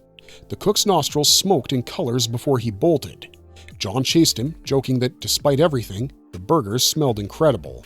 Later, in a park aglow with fireflies, John watched children play tag with their shadows, realizing no one could tell which side was real anymore. Meanwhile, Bridget and Tyler shopped. Tyler begged for chocos, which she refused. Behind the counter, a masked clerk injected glowing serum into the cookies. John caught him moments later, fighting through rainbow smoke as the Martian's voice echoed. We all have a dark side, but we choose what wins. Gunfire soon tore through a building. John and the Martian arrived too late. Sirens wailed, but the ambulance that came barreled toward them, crashing hard. As John bled, surreal images blurred. Paramedics turning monstrous, a clown-faced killer whispering about amputation, and the Martian drifting through cosmic voids where darkness took shape. Then came the final revelation. Bad idea number 0. Dark side. At home, Bridget clutched Tyler as a knock came at the door. Smoke, stars, and shadow merged. And somewhere, a voice whispered, "That's the spirit." Dark side is. The Martian reflected on humanity's endless cycle of pain and violence, calling it the inevitable shadow of trauma. John, bleeding and barely conscious, heard the voice in his head urging him to hold on, reminding him that Bridget and Tyler still needed him. The phrase, "dark side is," pulsed through his mind as he drifted between worlds. Nearby, the clown-faced killer taunted him, calling him broken and pathetic. John mumbled that nothing mattered, his sense of self unraveling. The man mocked him further, saying everything, walls, people, even thoughts, were just empty space pretending to be real. Elsewhere, Bridget and Tyler came face to face with the killer. He spoke in riddles, mentioning lessons from his friend Bob, the one from Mars. Bridget fired a shotgun, shattering his weapon. He laughed, calling humanity hollow and claiming even death was meaningless. Inside, his accomplice hovered over John with a bone saw, muttering that there was no saving anyone. John's body convulsed as he tried to re-establish his link with the Martian. Bridget fired again outside, but the clown barely flinched, ranting that accepting nothingness made one unstoppable. Suddenly, a blinding surge of green energy filled the room. The Martian arrived, killing one attacker instantly with a psychic strike. John crawled toward Bridget, while the Martian crushed the second killer. As Bridget fled with Tyler, the surviving clown followed, sneering that not even God could save them. Before he could strike, John, channeling the Martian's strength, hurled him back. "Run!" he shouted to Bridget, but the killer only grinned, promising he had help. Shadows coalesced behind him, faceless and armed. Outside, townsfolk gathered with torches, their expressions blank, surrounding the house. Inside, John realized the architecture itself had warped. The Martian warned their surroundings were non-Euclidean, twisted by psychic interference. Disoriented, John shouted that they were night-blind. Bridget grabbed Tyler, trying to flee, but John refused to abandon them. Above Middleton, green and white Martians collided in the skies, their fight both physical and symbolic. Each strike between them reshaped reality. Below, John was stabbed as Bridget hid with Tyler, muffling his cries. The psychic battle fed off human fear, tumors, bombs, and madness manifesting from the collective mind. John roared enough and fought through the mob, awakening his Martian vision. He finally saw the truth. The White Martian was feeding on chaos itself, the anti-life pulse infecting all of Middleton. As dawn broke, chaos dissolved. Tyler whispered, "I want you to know who I really am." Mirror, mirror. On Earth Omega, all his life, Mirror Master had felt like a man out of sync, a reflection without a place to belong. Once, that isolation gnawed at him, but now he sought his power. The outsider's view let him see what others couldn't, especially as more beings like him began to emerge. He drifted through Gotham, Smallville, and Gateway City, studying Batman, Superman, and Wonder Woman. From Batman, he learned patience. The Dark Knight had waited years in the shadows before making his move. From Superman, he recognized a man who understood the hidden hands that truly govern the world. And from Wonder Woman, he saw fearless defiance against the creeping horrors rising in the dark. Back at his hideout, he pored over the evidence he'd gathered, files, photos, and data tracing the threads of something vast and unseen. On his board, he'd drawn a single symbol at the center, the Omega, the dark core of reality itself. He stared at it, sensing something vital was missing, some truth hidden just beyond the glass. Then, a chill hit him. A hand gripped his shoulder. He turned, face to face with another Mirror Master, from Earth Alpha, designated Earth Zero of the DCU. Marvelous verdict! And there you have it. The Absolute Universe just grew bigger, darker, and far more dangerous. The first contact between Earth Zero and Earth Omega has happened. A crack in the walls of reality that could spark the greatest showdown in comic book history. So, my long readers, keep your hopes high, because the Absolute Universe needs it. Stay tuned as we'll be diving deep into the complete sagas of the Absolute Universe in the days ahead. The multiverse will never be the same.